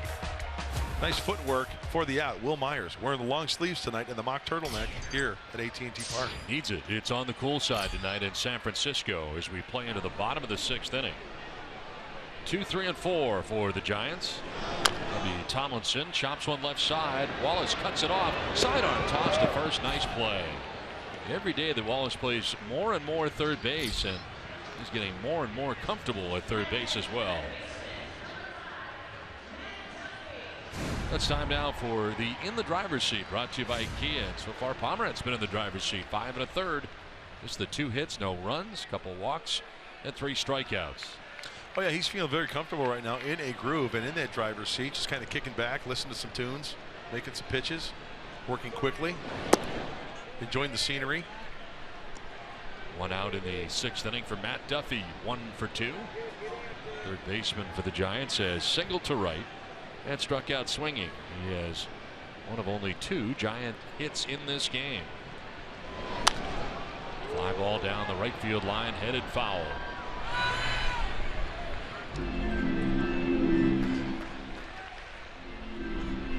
Now for Duffy, they have that exaggerated alignment out in right field and more into right center for John Jay. It's all bundled up here in San Francisco on a cool night.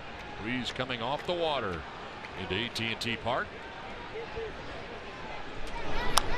Little number back towards the mound, and Pomerantz off the third base side spins and fires in time. There's that curveball. Duffy having difficulty with it. He's got to protect because he can throw it for a strike. And a nice easy 1-3 play. It's worth another look.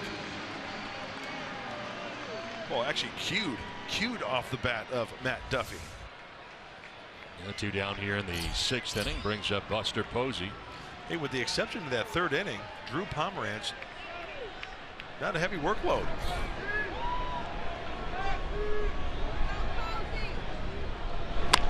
Sharply hit, picked on the backhand by Brett Wallace. Nice play, good reactionary play to the backhand on the liner, and he makes the grab to end the inning as the Giants are gone in order. Brett Wallace feeling it down there defensively at third base. We're headed to the 7th. No score tonight from San Francisco.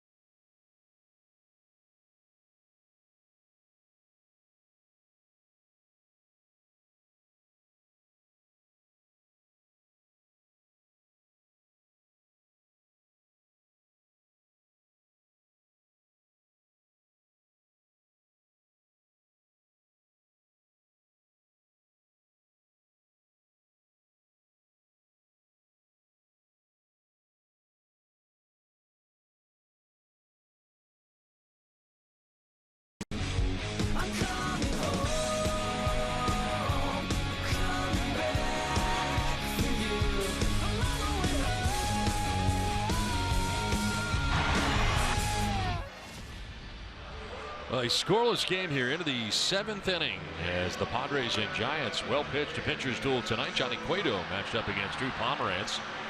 And Cueto getting himself ready here for the top of the 7th inning. It'll be Melvin Upton Jr., Matt Kemp, and Brett Wallace for the Padres coming up. Oh, some hot chocolate, whipped cream or no whipped cream for you? Oh, whipped cream. Yeah. Is there any question? Oh, look at that. That's a little excessive, don't you think? Wow. That's good, though. That's good stuff. Have some hot chocolate with your whipped cream. Oh, that looks good. Cueto at 66 pitches as he starts the 7th inning. Melvin Upton Jr. 0 for 2. He's grounded out to shortstop twice tonight. Swings at the first pitch and pops it up. Posey and Belt down from first base. Calls off Posey and makes the catch for the first out of the 7th inning. You know, it gets to be a fine line, doesn't it, when we're talking about first pitch hacks, okay, and the Padres and their numbers falling behind and contact percentages. But, you know, when you get a pitch that's like right down the middle and you pop it up, that might be the only pitch that at bat that you get to have a rip at. Now, would you rather swing at that pitch, or now you work the count where you're behind and you have to swing at that pitcher's pitch, that's that cutter down at the knees on the outside corner? Right, that's the whole thing. I mean, It's you're getting just- in bad hitters counts. If you don't, be aggressive. And then it seems like you're 0-2 all the time. And then Cueto could do any number of things to you at that point. Well, he deals here with Matt Kemp, who has the only hit of the night for San Diego. A single to right in the 4th inning. You know, I've said this before and I'll say it again. I know there are people at home and people watch. Boy, how can the guy not hit that pitch? What is he thinking? Oh my gosh, really? He missed that pitch. Okay, now do yourself a favor. And I'll tell you after this pitch. If you have the chance, do yourself a favor. Are you going to tell people to go back to a batting cage again? No, or go to a fantasy camp. Pick your favorite Major League team. If they got a fantasy camp in the offseason, go. Because you know what? You will learn very quickly. How hard you'll be hitting against guys who can't break a pane of glass. And you will find you'll be going back to the dugout more often than not getting a hit. It's a wake-up call. Oh, a challenge there. 92 on the fastball. Looked like it was kind of rising.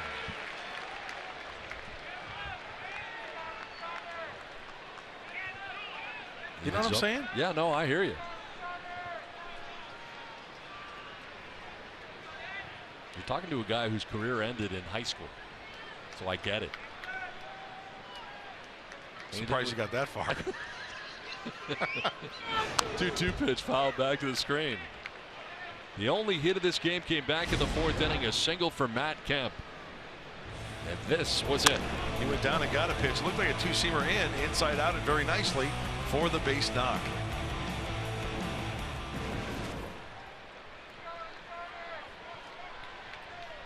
He grounded out to third base in the 1st inning. That single coming in the 4th. Oh, he's swinging a miss. Cueto strikes him out, changing up. There's the changeup. 4th strikeout for Johnny Cueto. No time now for the San Diego fan of the game. Hey, a Bruce Bochy fan wearing an old 1984 jersey of the Padres sorts there. And there's a guy going wearing the brown. Hey, that was the giveaway, the hoodie. It was. One of my favorite giveaways so far of the year. Hey, an Ace fan along with a Padre fan.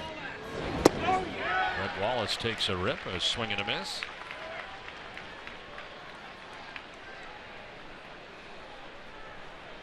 Wallace struck out looking in the 2nd, grounded back to the mound in the 4th. Next pitch for Cueto, number 75.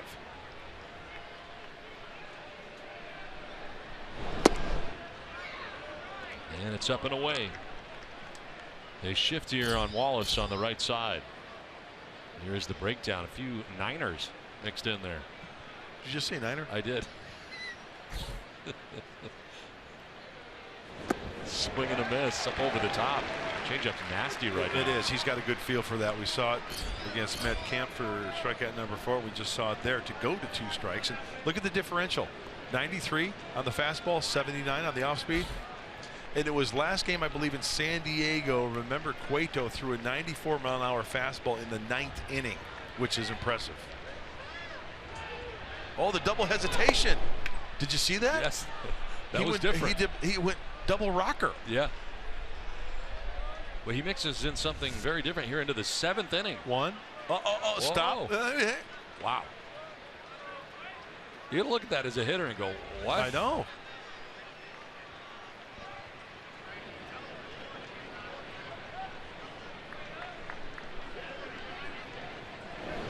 Grounder back to him. Cueto's got it. Flip to first. Wallace and the Padres are gone in the 7th. 7th inning stretch. Still no score.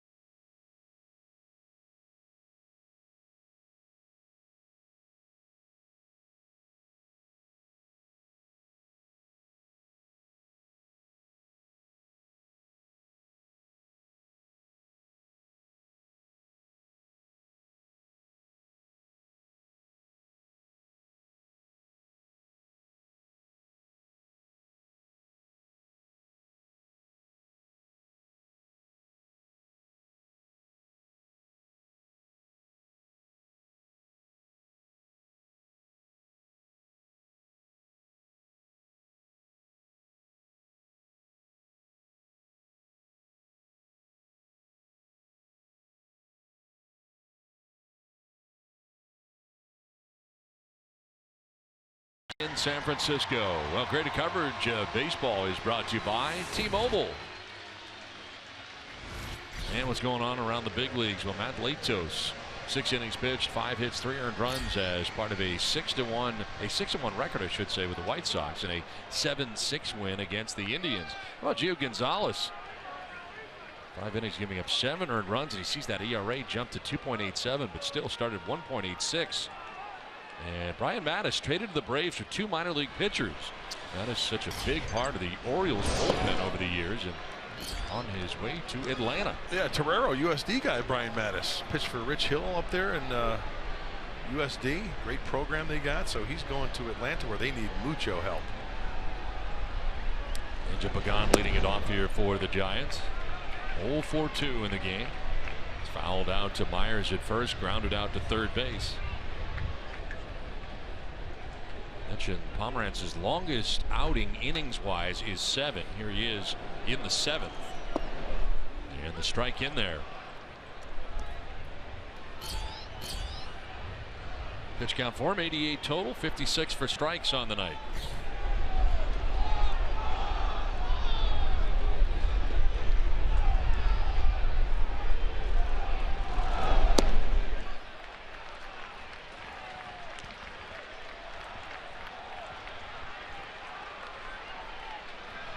Five in a row retired by Pomerantz.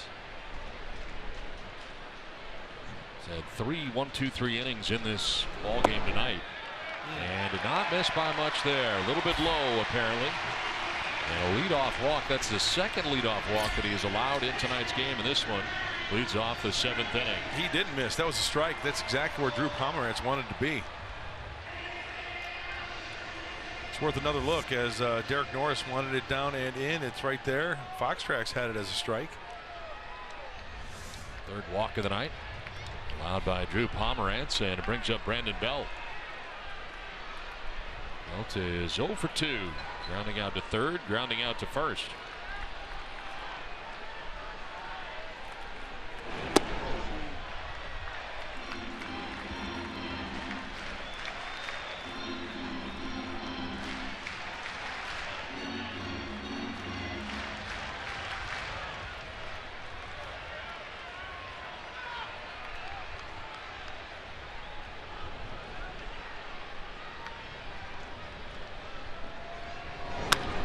Slap foul off to the left. We get Pomeranz coming into this outing tonight with a 1.96 ERA.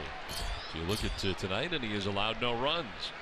You think about that again, and you think about the fact that, again, a night he pitches, the Padres can do nothing for him offensively from a run support standpoint. It's out of his control. Same old story for him, though. Same old story, same old song and dance. And he has to think one pitch, 2 outs, because the Giants are second most grounding into double plays in the National League.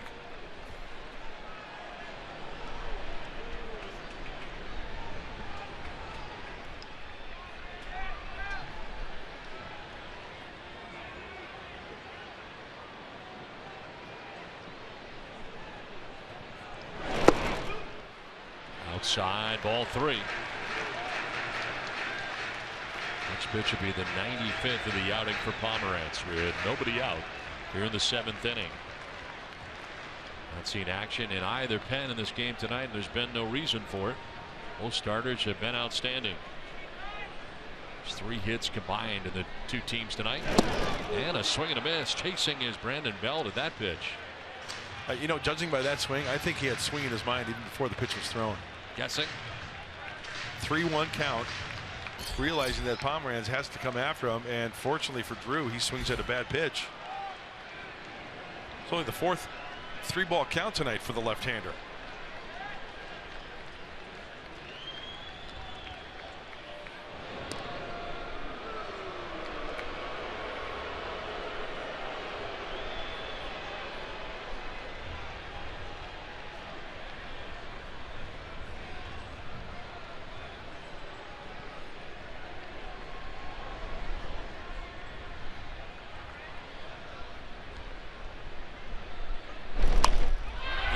Shallow center.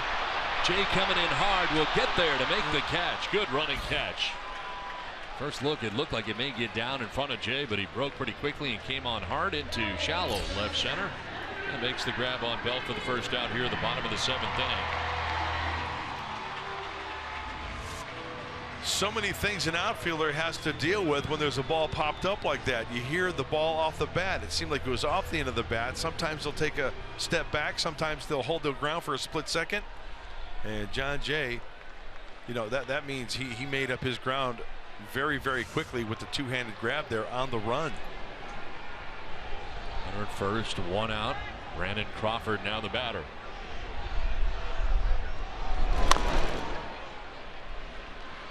Oh for 2. He has grounded out to shortstop, struck out swinging tonight.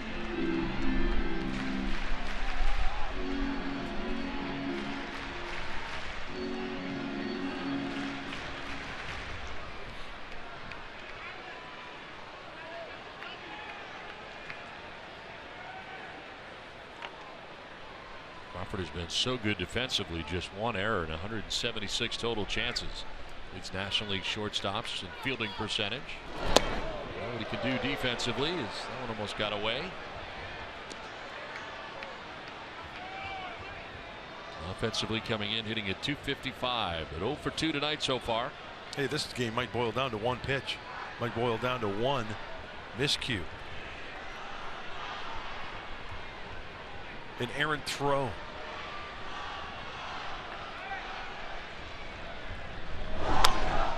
Fouled off to the left, back into this big crowd. 42,000 and 91 on hand. 42,091. So the Giants are going to have action for the first time tonight. Victor Strickland, the right-hander, up in the pen.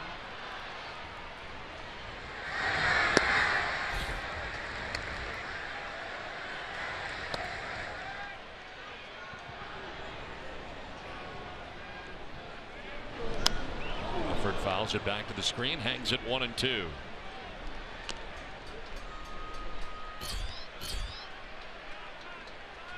Here's the breakdown for Pomeranz, who has just reached 100 pitches in his outing here tonight. Yeah, the 3rd inning was the heaviest workload, 27 pitches. Other than that, when you think about the average for an inning for a big league pitcher, 16.5. That's the average. Most he's thrown in a game, 111. Goes back on the 20th of April against Pittsburgh. One fouled off. Nobody warming in the Padres pen right now. sweatshirt off.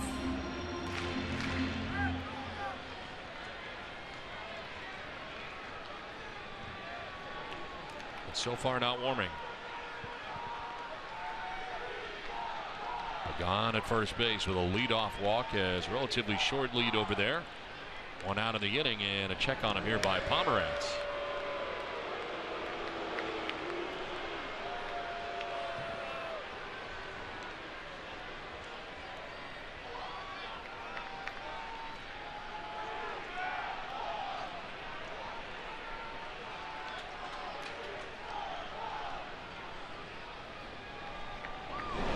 On the ground to first, nicely picked there by Myers. Will tag first, throw to second. It's a tag play, and it's not in time. Once he touched first base, the play at second becomes a tag play. And unable to get the tag on there is Ramirez, and Pagan gets into scoring position with now 2 down. Just a little bit of a hesitation. Once again, another nice pick by Will Myers. At first, he didn't touch the bag. He had to go back and touch the bag. And by that time, the runner's got 2 or 3 steps under his belt already. And they could not get that tag play at second base. So 2 outs, and Pagan now in scoring position. Giants have stranded 4 men tonight. Have 2 runners at third base, left a runner at second in the 5th. And Pagan at second base with 2 away, and Gregor Blanco, who has walked twice tonight, and he's going to walk again. They got first base open, no reason to deal with him. Yeah, Cueto's on deck. You mentioned Hunter Strickland getting hot in the bullpen, but Cueto comes out on deck.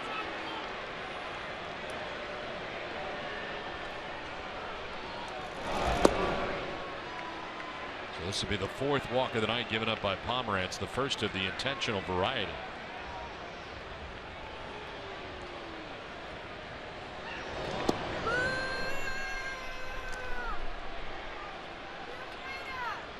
I don't think Bruce Bochy ever loses that pose right there.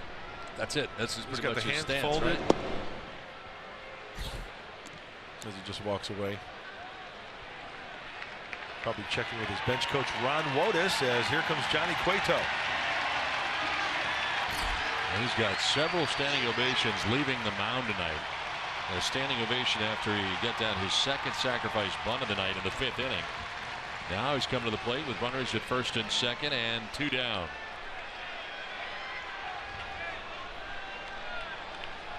Strickland has come back down the line and into the dugout. So Cueto batting. He is staying in this game. He takes strike 1 on the curveball.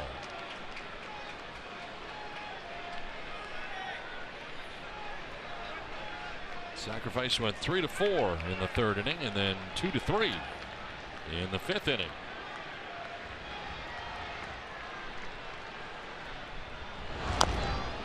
Fouls it off and is down 0-2.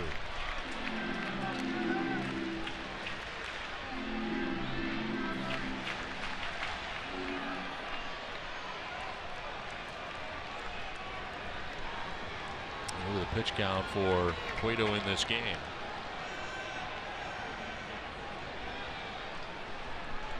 Oh, 2 pitch, and he gets a piece there, fouling it off, still 0-2. Thrown 78 pitches through 7 innings for Cueto, so hitting for himself here. Be back for the 8th. We'll see Samardzija tomorrow. Don't have to worry about Bumgarner in this series. It's Jake Peavy in the finale of the series. We play day baseball on Wednesday. 0-2. Inside. There is Brad Hand. We saw him with the jacket off before. Now he's going to start warming up in the Padres pen. First action we have seen down there tonight.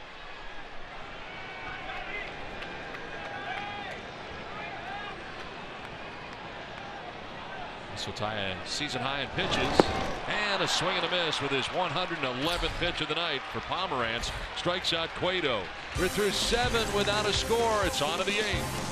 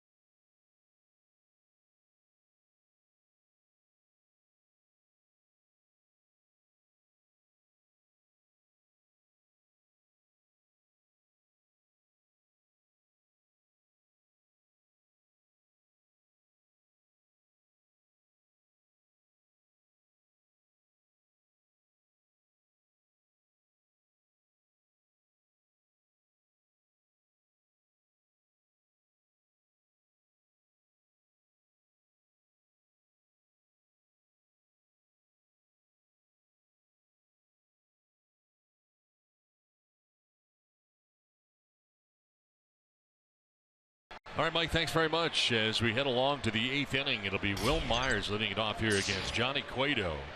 Myers, Norris, and Ramirez scheduled to bat here in the 8th inning. Padres have just one hit through the first 7. A single by Matt Kemp to right. That has been it. Cueto with 5 strikeouts along the way has not walked anybody. So only one base runner on the night for the Padres. And Will Myers will take ball 1. Third look for Myers tonight at Cueto. He's grounded back to the mound and grounded out to shortstop.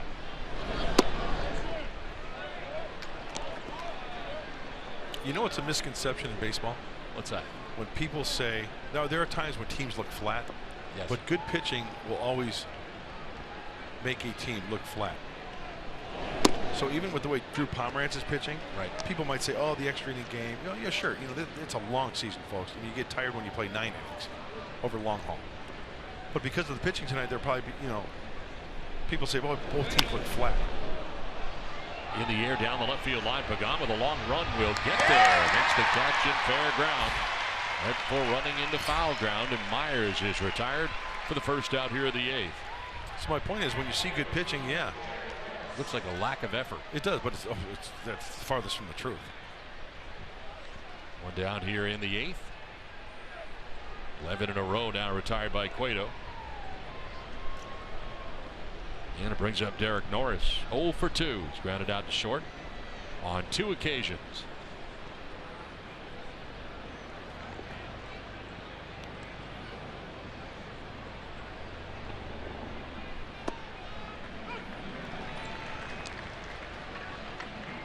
Well, Brandon Maurer now up in the pen for the Padres after 111 pitches tonight for Pomerantz, equaling his season high in pitches thrown and in innings.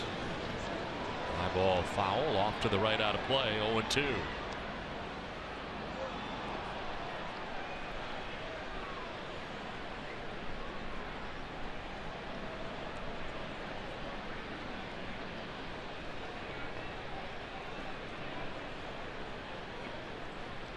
I think something's going to bust loose here pretty soon. On the ground and picked at third base by Duffy. Is throwing plenty of time. Nice play. Just a step to his left. Sharply hit. And down by the shoe tops, but throws out Norris. 2 away. Hey, if you're not doing anything tomorrow, have a cup of coffee with Dick Enberg and John Jay. They're going to talk baseball and what goes on in life off the field and their untold dreams and aspirations. That's tomorrow after SD Live, which Mike Pomerantz hosts. He does such a great job. And it's all right here on Fox Sports San Diego. 2 down in the 8th, and it brings up Alexei Ramirez. Alexei struck out swinging in the 3rd, grounded out to third base in the 5th.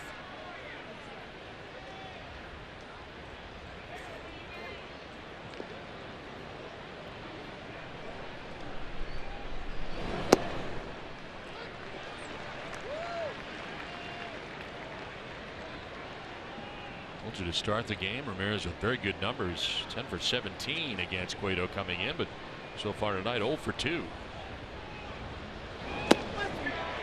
By him at 91. You know, the best pitch so far to the at bat was that hanging breaking ball we saw for pitch number 2. Alexei took it, but that was a spinner that caught a lot of the plate and was up in the zone. And then he pumps the 91 by him there, up and away.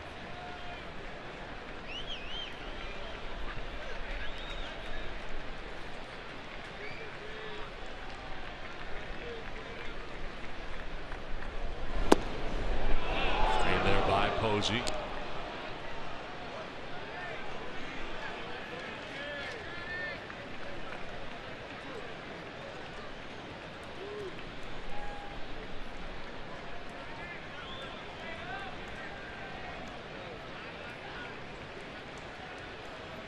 Two-two pitch. Look out. And that got him.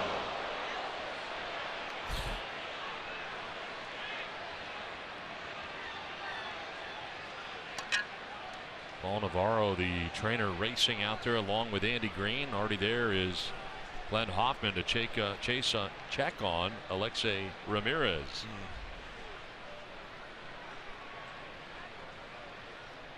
And wrist couldn't tell. Well, the pitch, this pitch, boy, it leaks up inside really what looks like the wrist area. That ball really leaks up and in.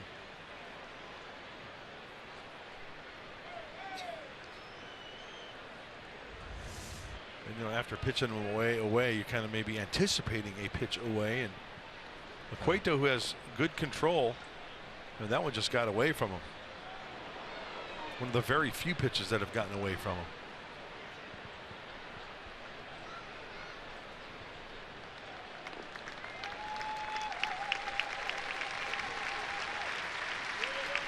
And the Giants crowd here giving him a nice hand. They continue to check on it here. Appear to be on the wrist area.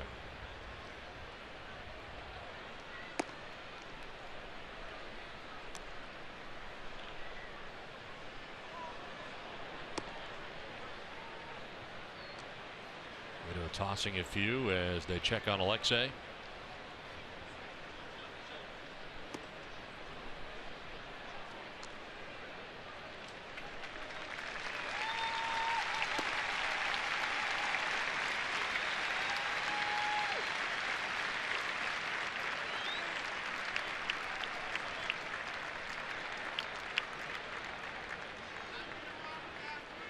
Ramirez headed down to first base, hit by the pitch with 2 down. That breaks up a string of 12 in a row retired by Johnny Cueto.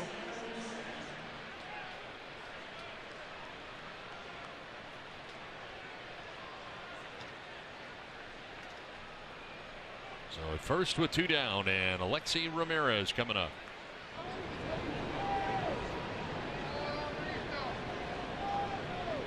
Marista standing in here on the left side as Ramirez gains that lead at first base. And the pitch outside. And Marista has flied to right, lined out sharply to first base. Brandon Belt made the catch.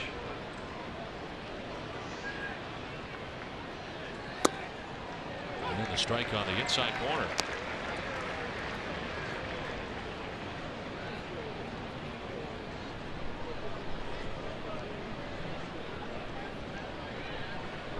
Teams have combined for 3 hits. 2 for the Giants, 1 for the Padres. Line to right field, and that's going to get in for a hit for Amarista. Alexei Ramirez headed for third base, and he will get there. First and third with 2 down. First hit for the Padres since the 4th inning, and it belongs to Alexei Amarista. When you look at the last 2 pitches thrown by Cueto, the one prior to this one was middle in, a very crushable pitch, but the next pitch is even a fatter pitch for Alexei. Nice easy swing, pulling the baseball to the right center field gap. I don't think there's been a time tonight where Cueto has thrown 2 pitches quite like that in a row. So first to third action for Alexei Ramirez. And now you talk about clutch 2-out hitting. Padres needing one right here. It's going to be on Yangervis Solarte who pinch hits. Nice to have some depth off the bench right now for Andy Green. And here's Solarte. Action in the pen for the Giants has Javier Lopez up. Veteran left-hander just did get up, and he's rapid fire right now.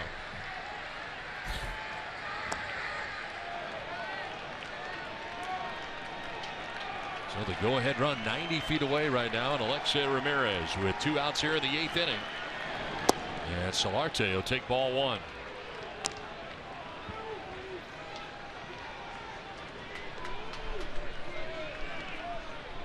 Runners at scoring position, 2 for 8 this year. Well, first time facing off against Johnny Cueto for Yangervis Solarte. Good eye, little cutter in, change up down, taken. Solarte last year with 142 hits, second on the club last year, behind Matt Kemp, who had 158. Have to get a hit right here. This could be the game right here.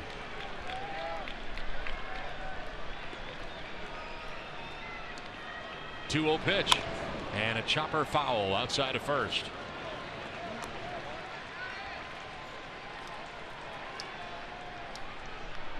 First time in the game the Padres have had a base runner reach third. Alexei Ramirez at third, Alexei Amarista at first.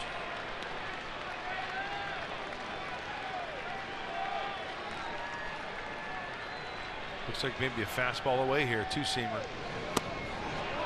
Down and in, and it's 3-1, missing at 93 that time. And he got a call. Amarista did, or Solarte did rather. Solarte, that pitch looked like he hit the inside corner, so the count swings in his favor, 3-1.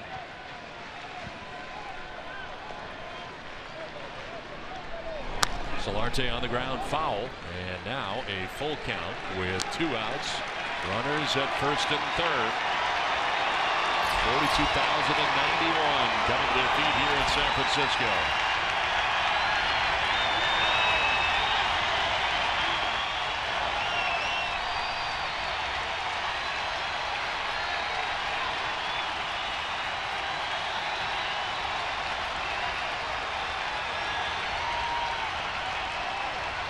Three-two pitch.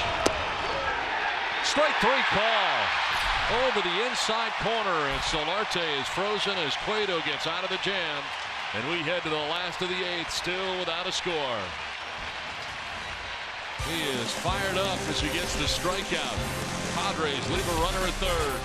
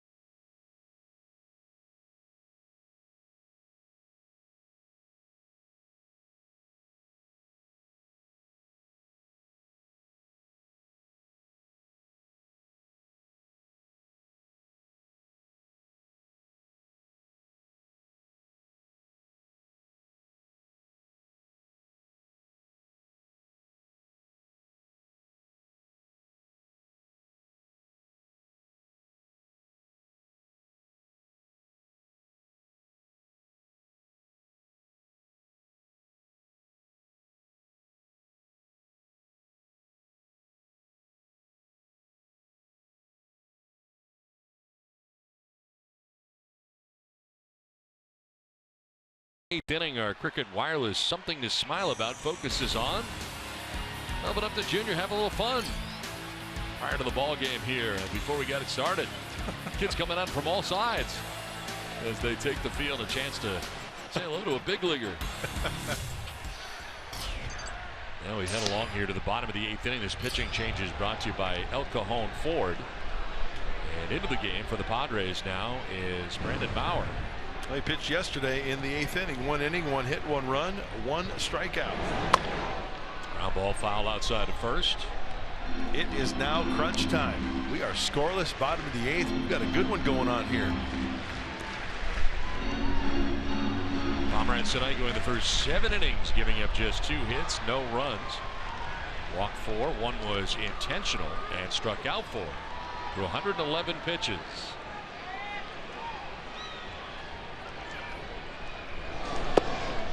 Thoughts on the outing tonight by Pomeranz? Very good. I mean, he's got a great stretch going on now. He's got that feel. He can't wait to get the ball once every 5 days now. Hey, his defense is playing well behind him. They're not spending a lot of time on defense. Not a lot of 3-ball counts. Span up the middle, ranging is Ramirez. Spins and fires and gets him. Nice play. Alexei Ramirez up the middle, showing that great range that he's got, spinning and fires to first in time. You know, the play was beautiful. Wait till you see Alexei Ramirez's reaction after this play. And you know what?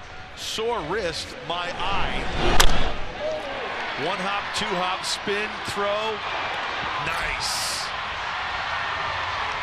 You think Alexei likes this one? Man, what a play.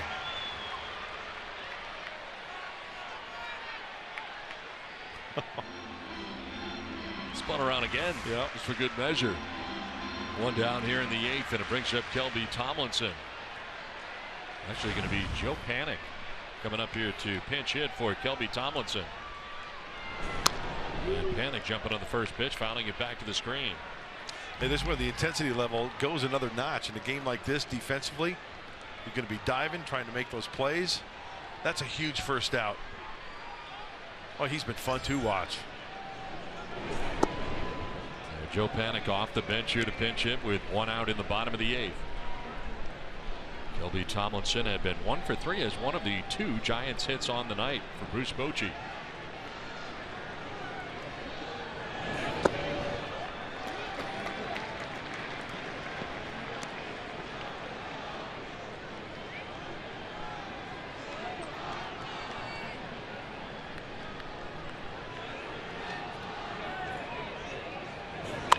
On the ground, right side, Amarista on to first, and there's 2 outs here in the 8th. You know, I just noticed there on that play is that Will Myers playing first base. It seems like he's becoming more accustomed to that ball hit to his right, because sometimes first base, you're going to be a little overzealous and go to that ball, right? He spun right around and hit it to first. As soon as that ball was hit, he spun to first base, realizing that his second baseman is there to make the play, and that's part of the learning process of playing first base. Imagine that's a feel thing that comes with time. And knowing where your second baseman is playing. Duffy to right, sending that Kemp back a long way. It's going to be over his head, one off the wall. Duffy headed for 2, and he will slide into second base with a 2-out double. Driving that one back towards the 365 marker and quickly up over the head of Matt Kemp, and the wind blowing in that direction. Hey, it gets kind of dicey out there in right field and in right center as he takes his high fastball the opposite way. And if you have that ability to do that, it can work to your advantage just because of that. Look at how it darts out, and then it goes out to 421. Easy double for Duffy.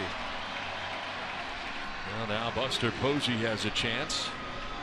The potential go-ahead run in scoring position with 2 down here in the 8th, and a full meeting here at the mound, with the exception of Brett Wallace, third baseman, not joining in, and Myers short-lived. He's in and out of the conversation. And now how big is that play by Alexei Ramirez up the middle? Huge. Would have been a leadoff single for Denard Span, kind of setting the table for the inning. And as it is, standing at second base is Matt Duffy with 2 outs here in the 8th.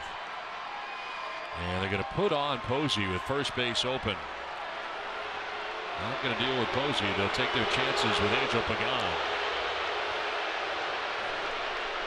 Second intentional walk of the night, served up by Padres pitching.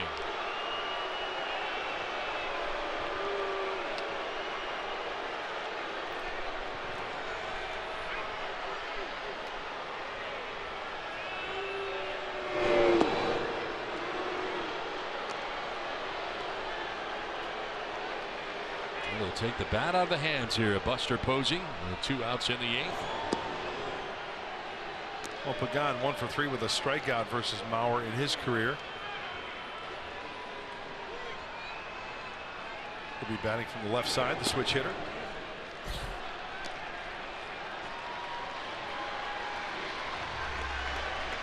So down to first goes Posey, 2 outs, 2 on, and Pagan coming up.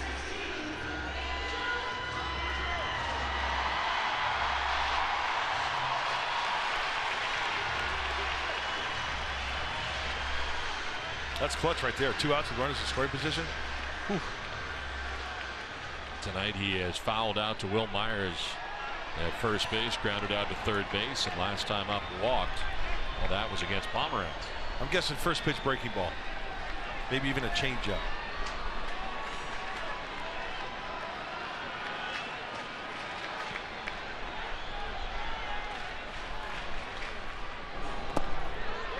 Goes to the breaking ball in the dirt. Nicely blocked there by Norris.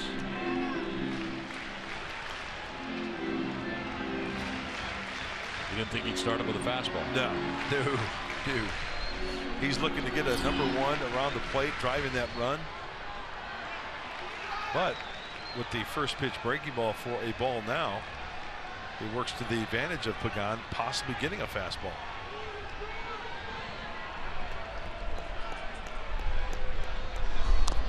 There it is. He missed big time too. He wanted that one down and away, and it leaked in big time. Big time. 93 miles an hour, and kind of a check swing there that time from Pagan. Kind of changed his mind in the middle.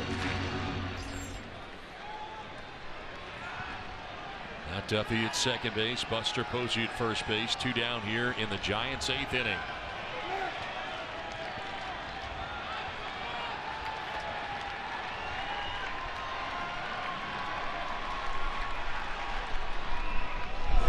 Pagan hits it on the ground, softly right side. Amarista will throw to first, and it is in time.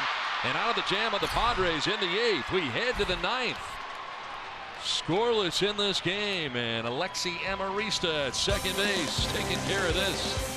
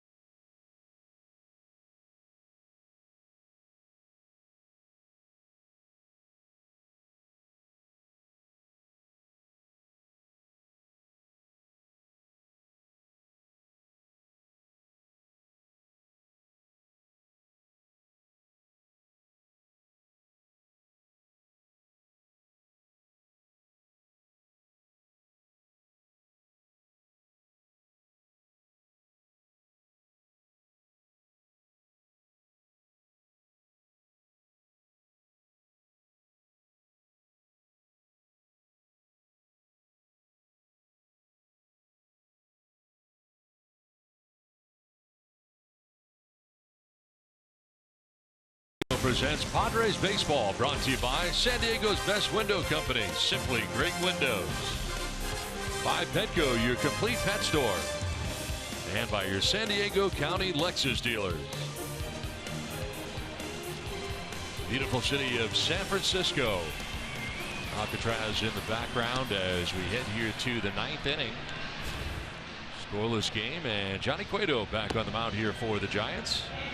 Cueto at 99 pitches as he starts this 9th inning. Bruce Bochy has been out there here in between innings talking to the home plate umpire Marty Foster. Not sure what that was about.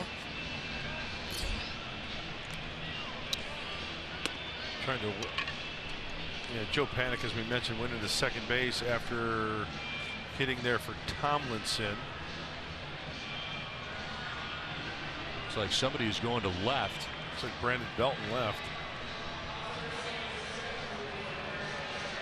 There's some changes here for the Giants. Try to get you caught up on them. Belton left. Panik staying in the game at second base. And with Bell moving from first to left field here, we get a new first baseman. Connor Gillespie will now be playing first base.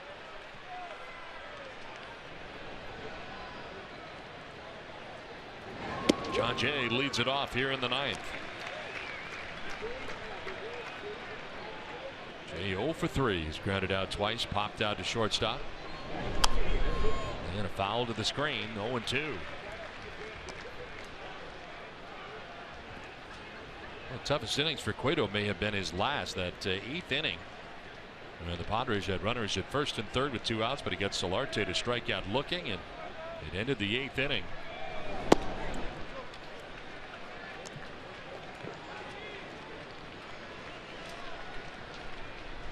Santiago Garcia, the closer for the Giants, warming in the pen. He fights it off foul down the left field line, out of play. And the Padres have action. Brad Hand, the left-hander who was up earlier, back up again.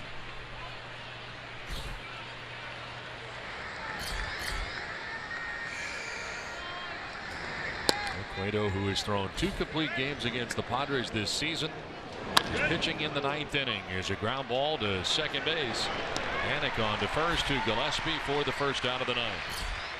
Let's check in with Julie. Well, guys, when it comes to bullpen availability, given yesterday's extra inning effort, Andy Green says he's going to steer clear of Carlos Villanueva, who put in 2+ innings of work, and of course Luis Perdomo, who put in 5 innings yesterday. He was very proud.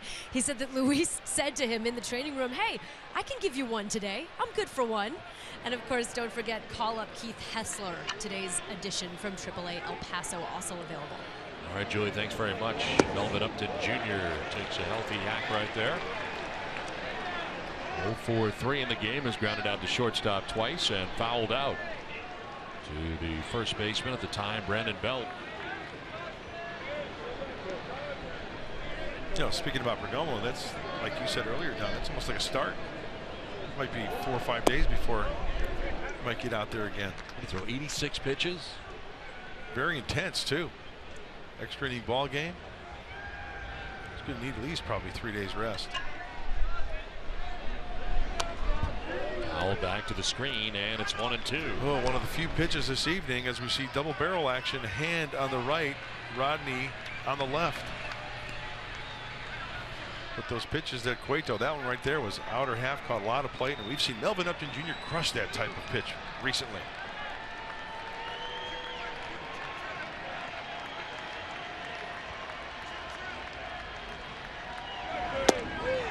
Outside corner for strike 3. I don't think so. Either does Upton. To say some stuff to Marty Foster on the way by. That appeared to be away. 2 down here in the 9th.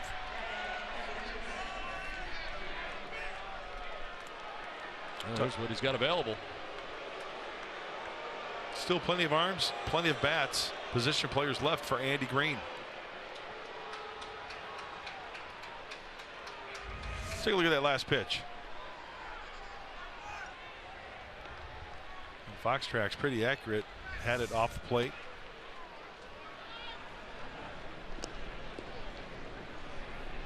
Matt Kemp, a single back in the 4th inning, a 1-for-3 night. One of the only 2 hits in the game for San Diego. And a swing and miss. 110 pitches now for Johnny Cueto. Most he's thrown 117. That was last time out against the Padres. 115 the time before that. Wow, look at that. You know what? The location of the change. It's just not the changeup. It's the location of the changeup. That's down and away at the knees. You cannot place a pitch any better than that. And an off-speed pitch.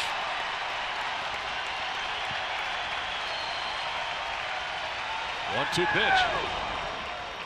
Going away in the dirt. Not chasing is Kemp.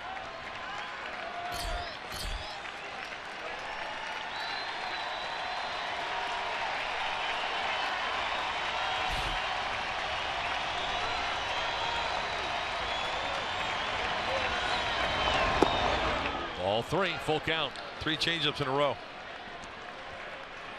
And you know what the old adage in baseball is: if you throw 2-2, why not throw a 3-2? And he's got good enough control to where he might just throw it. Changeup, shocker. For a strike. Ground ball down the third baseline, a fair ball. Duffy's throw gets there. A 1-2-3 ninth. We head to the bottom of the 9th inning. No score tonight from San Francisco.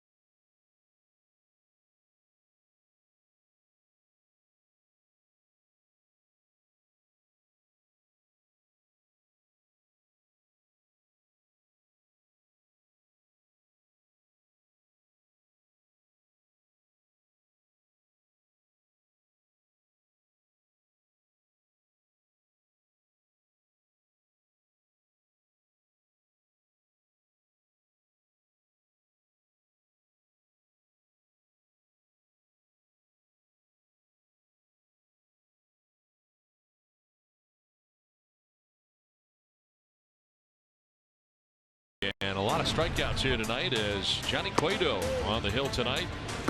Total of 6 strikeouts through 9 innings for him as he gets through 9. And some good defense in behind him. And Pomeranz also in this game. 7 shutout innings tonight. 4 strikeouts of his own. Yeah, the pitch count got to Drew Pomeranz because he would also still be in this game, but that's the one that got away. Alexei Ramirez got hit in the wrist. Luckily, he's okay. Some big pitches, some big plays in this game. How about that defensive play by Alexei Ramirez? That was huge because Duffy came up in that inning and hit a double.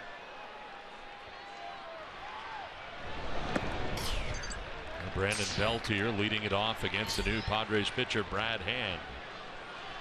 Okay, crunch time. Bottom of the 9th at home on the road for the Padres, home for the Giants, and no mistakes here. 21st game for Brad Hand, who's pitched well lately. Sneaky fast right there. It said 91 miles an hour, but it acted faster than that. Scoreless ball for Brad and 14 of his 20 outings so far this year. Just a 195 batter in the average against for the left-hander. And Belt was after that, finds himself down 1-2. And taking over for Mauer, who went an inning, giving up a hit, no runs, did intentionally walk Buster Posey. No strikeouts, and Hand becomes the 3rd pitcher of the night for Andy Green. Heavy on the right side with the shift. Got the rover out there and right. Belt to center. Out goes Ramirez. Won't get it. Up over his head. Cracks it down. A bobble and a wide turn there for Belt, but he will retrace his steps to first. Leadoff single to begin things here in the bottom of the 9th for the Giants.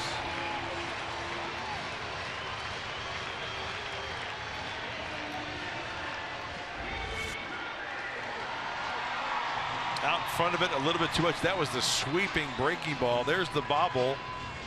Brandon Belt was thinking about it. Plays it safe and retreats to first base. You know, I think if he doesn't break stride and keeps going, I think he's got a good chance of getting a second on that. If he doesn't break stride. Now Belt with a leadoff single here in the 9th inning, and Brandon Crawford now standing in.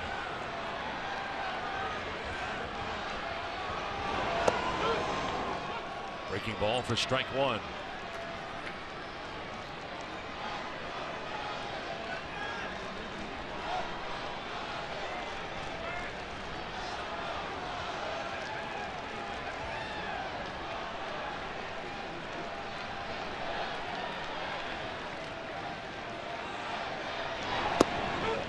Another one for strike 2.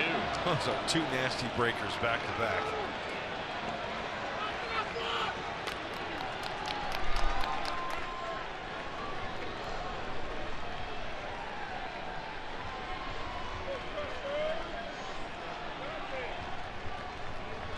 Slider again. Yeah, swing and a miss. Tough at bat right there for Brandon Crawford, and Hand strikes him out. First out here in the 9th inning. Brad Hand just manhandles Brandon Crawford. Uno, dos, adios. Slider, slider, slider away. And back to the dugout for Crawford. 1 on, 1 out. Gregor Blanco, the batter. Walking 3 times in this game. Hunter Pence has come out on deck here now for the Giants in the 9th to bat in the pitcher's spot.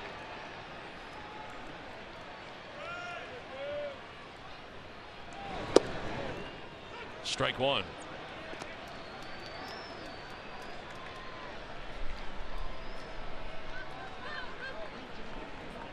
Single start of this inning for Brandon Belt. Crawford strikes out, and now Gregor Blanco batting. 4th plate appearance of the night.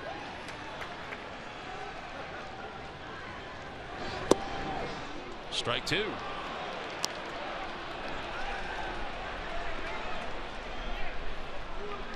After The base hit by Belt. Hand has been ahead of both Crawford and Blanco. He's being very aggressive in the strike zone. Not trying to be too fine. Going right after him.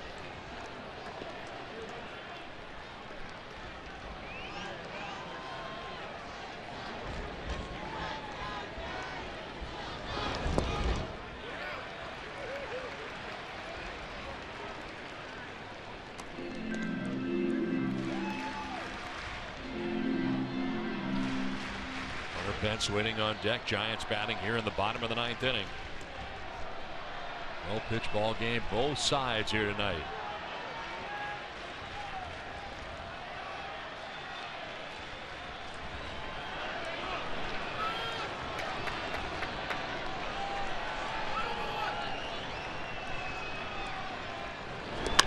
Blanco drives it foul off to the left, back into the seats. Time to have the Bill Howe play of the game, and it's Alexei Ramirez back up the middle. The whirling dervish. And then the nice throw over to first base. Will Myers, a tip of the cap from Andrew Kashner.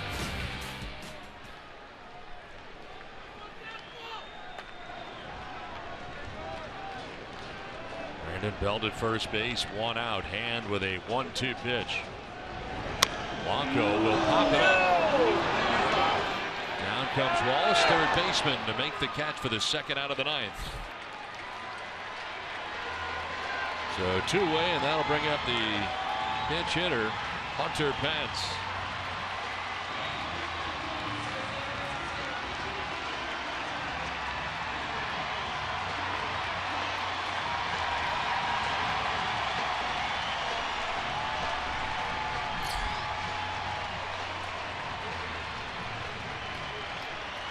Inning for Johnny Cueto. 9 innings, 2 hits, no runs, didn't walk anybody, struck out 6. At 114 pitches.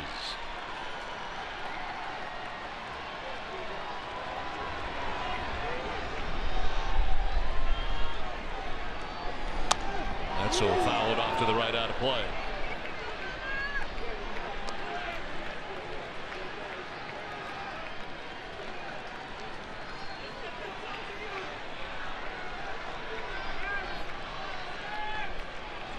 Belt does not have very good speed at first base, gains his lead.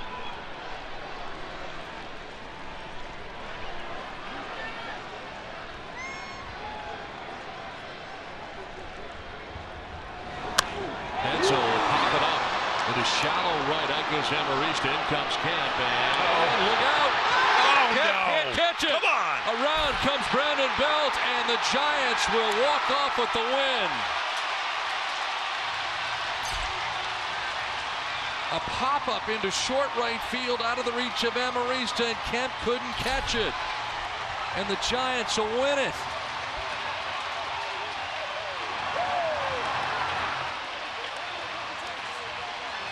Brandon Belt coming all the way around from first base with 2 outs.